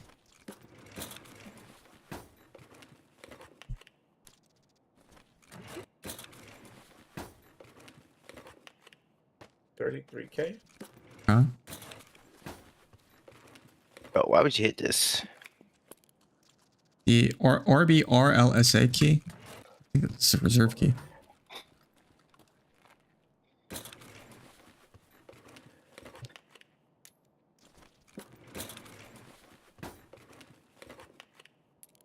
RBAK?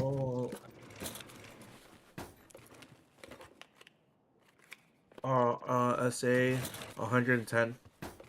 RBAK? What's that worth? I think that one's good. Ooh. Maybe I should just try to extract with these. I'll tell you right. No, that one's only 10K. Oh. SSD.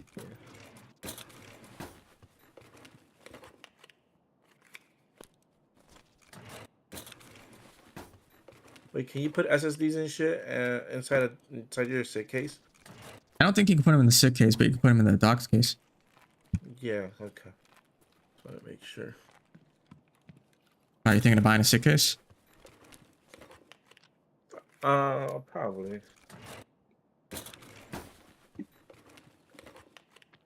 I spawned literally right next to you. Oh, you're outside running? Yeah. Yeah, I see him right here. Oh my, I got this glorious mask on now.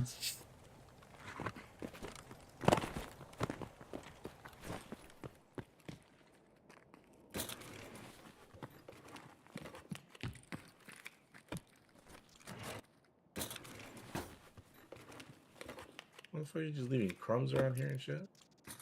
Oh, Ollie cash register. That's good.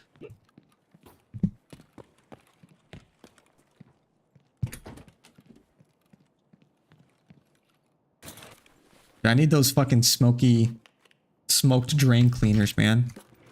I haven't seen a single one. Fucking reserve, dude.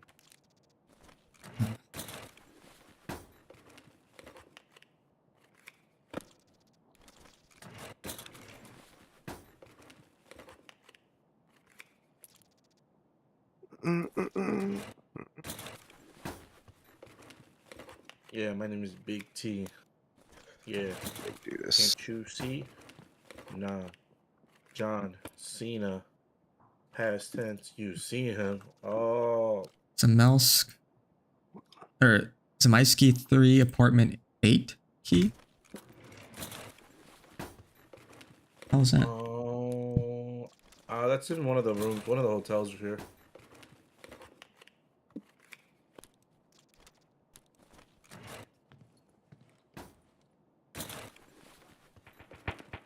Ooh. Somebody's blasting.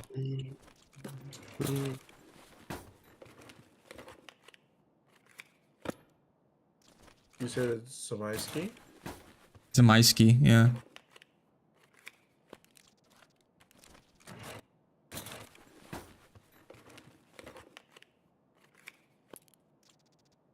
Yes.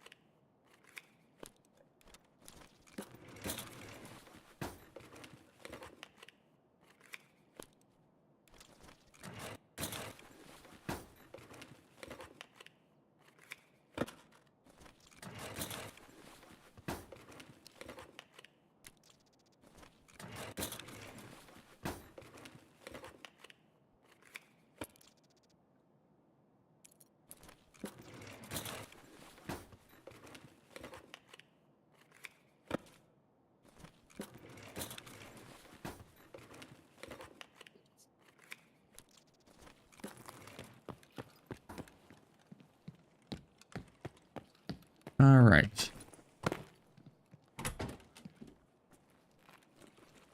More filing cabinets.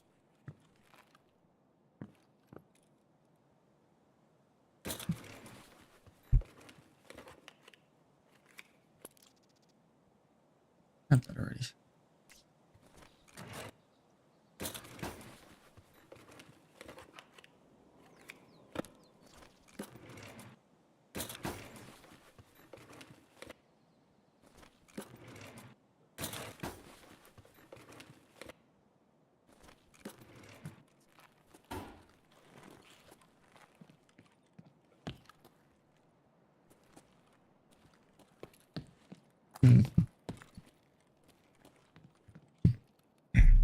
Entrance gotta come with an arch.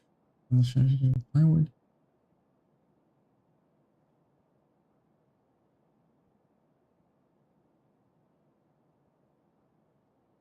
Entrance to catacombs. Other side. Yeah. Okay. Then plywood basement. Co-op.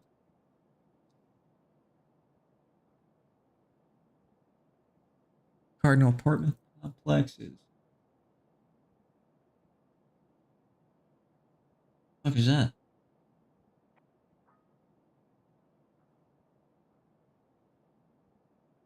Boss? What the fuck is it?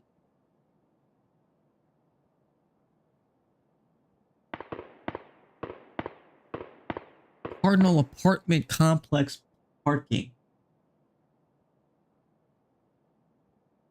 Oh, that has to be it. Yeah.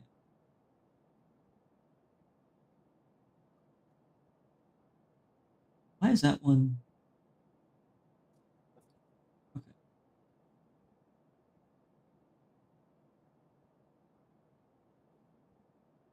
Okay. All right. Where you at? Oh, I got 13 minutes. Large. Oh, whoops. Hello. Where you at?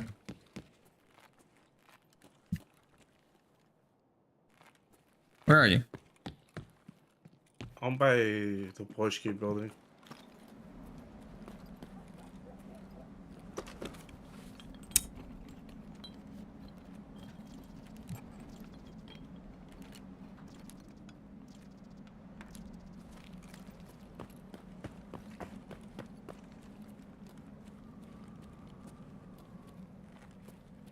Okay. I need to like plug it right over there. There are no mines here, right? I step in front. Where are the mines on we consult This fucking scav just took all the loot. the other fucking. Okay, I think I can walk out here. Yeah, I think I can walk out here. Right? What am I looking at though? What a lounge.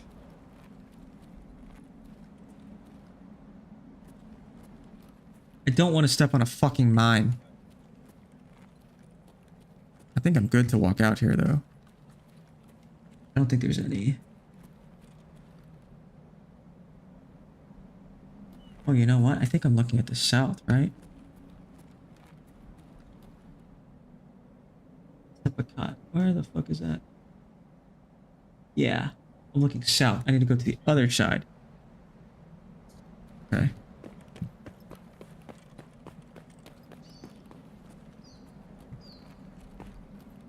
Don't want to step on a mine.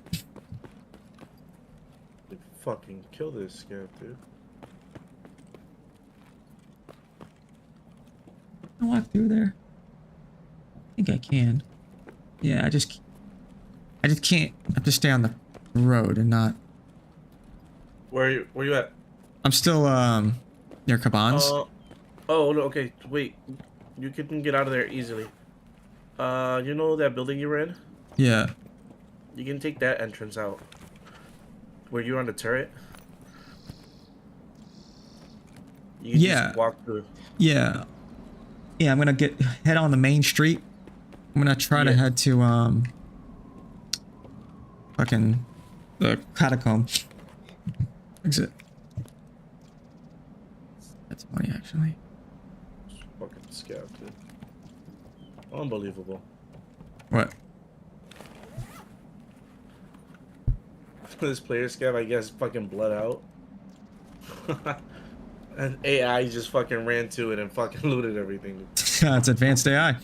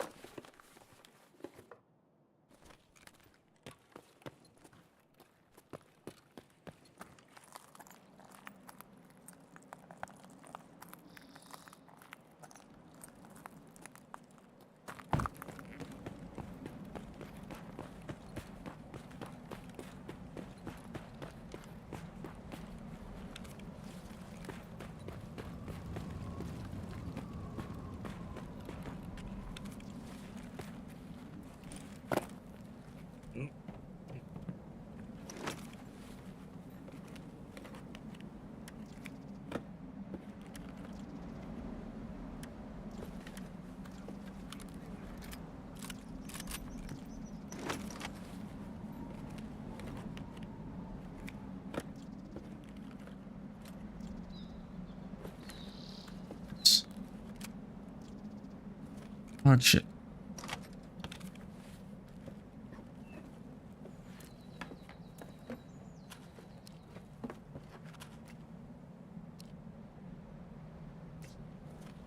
Yes.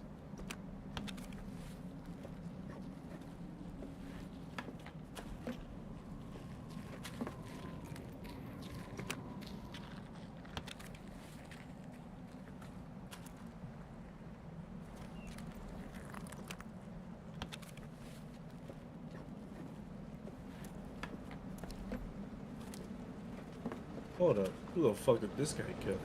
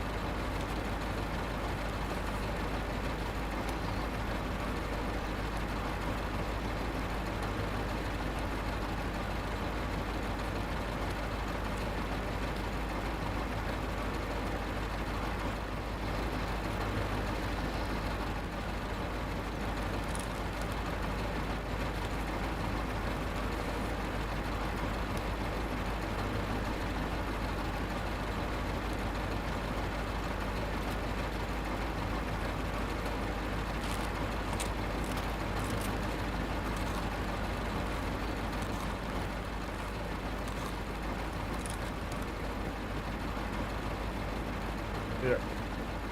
I am heading to entrance to catacombs. I'm running by. Who's shooting? That's not good. That's me. Oh, that's you shooting? Get over here. Yeah, get over here. Just making noise. I just passed Sparja. I'm to your right. Okay. There you are.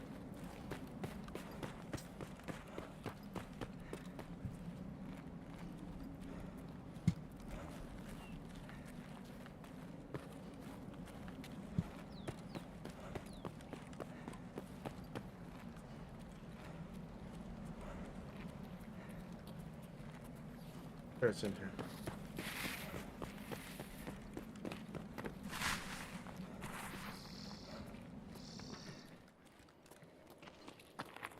Alright, there we go. Excellent raid, gentlemen. Excellent raid. I fucking scammed, dude. I fucking wanted to shoot him so bad. He scooped the whole book bag. Took the guns. I was like, alright, dude. I think that's a game testing my patience.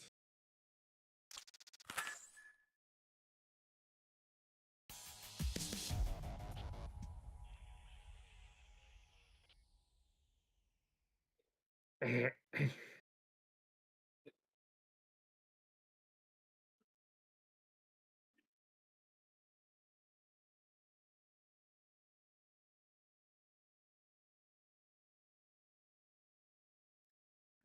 I am gonna head out, chat.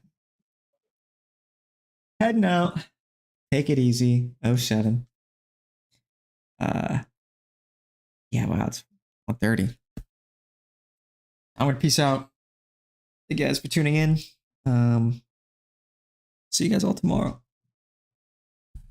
Don't forget to like, comment, subscribe, do all that stuff, yeah. I think everyone went to bed already. GN.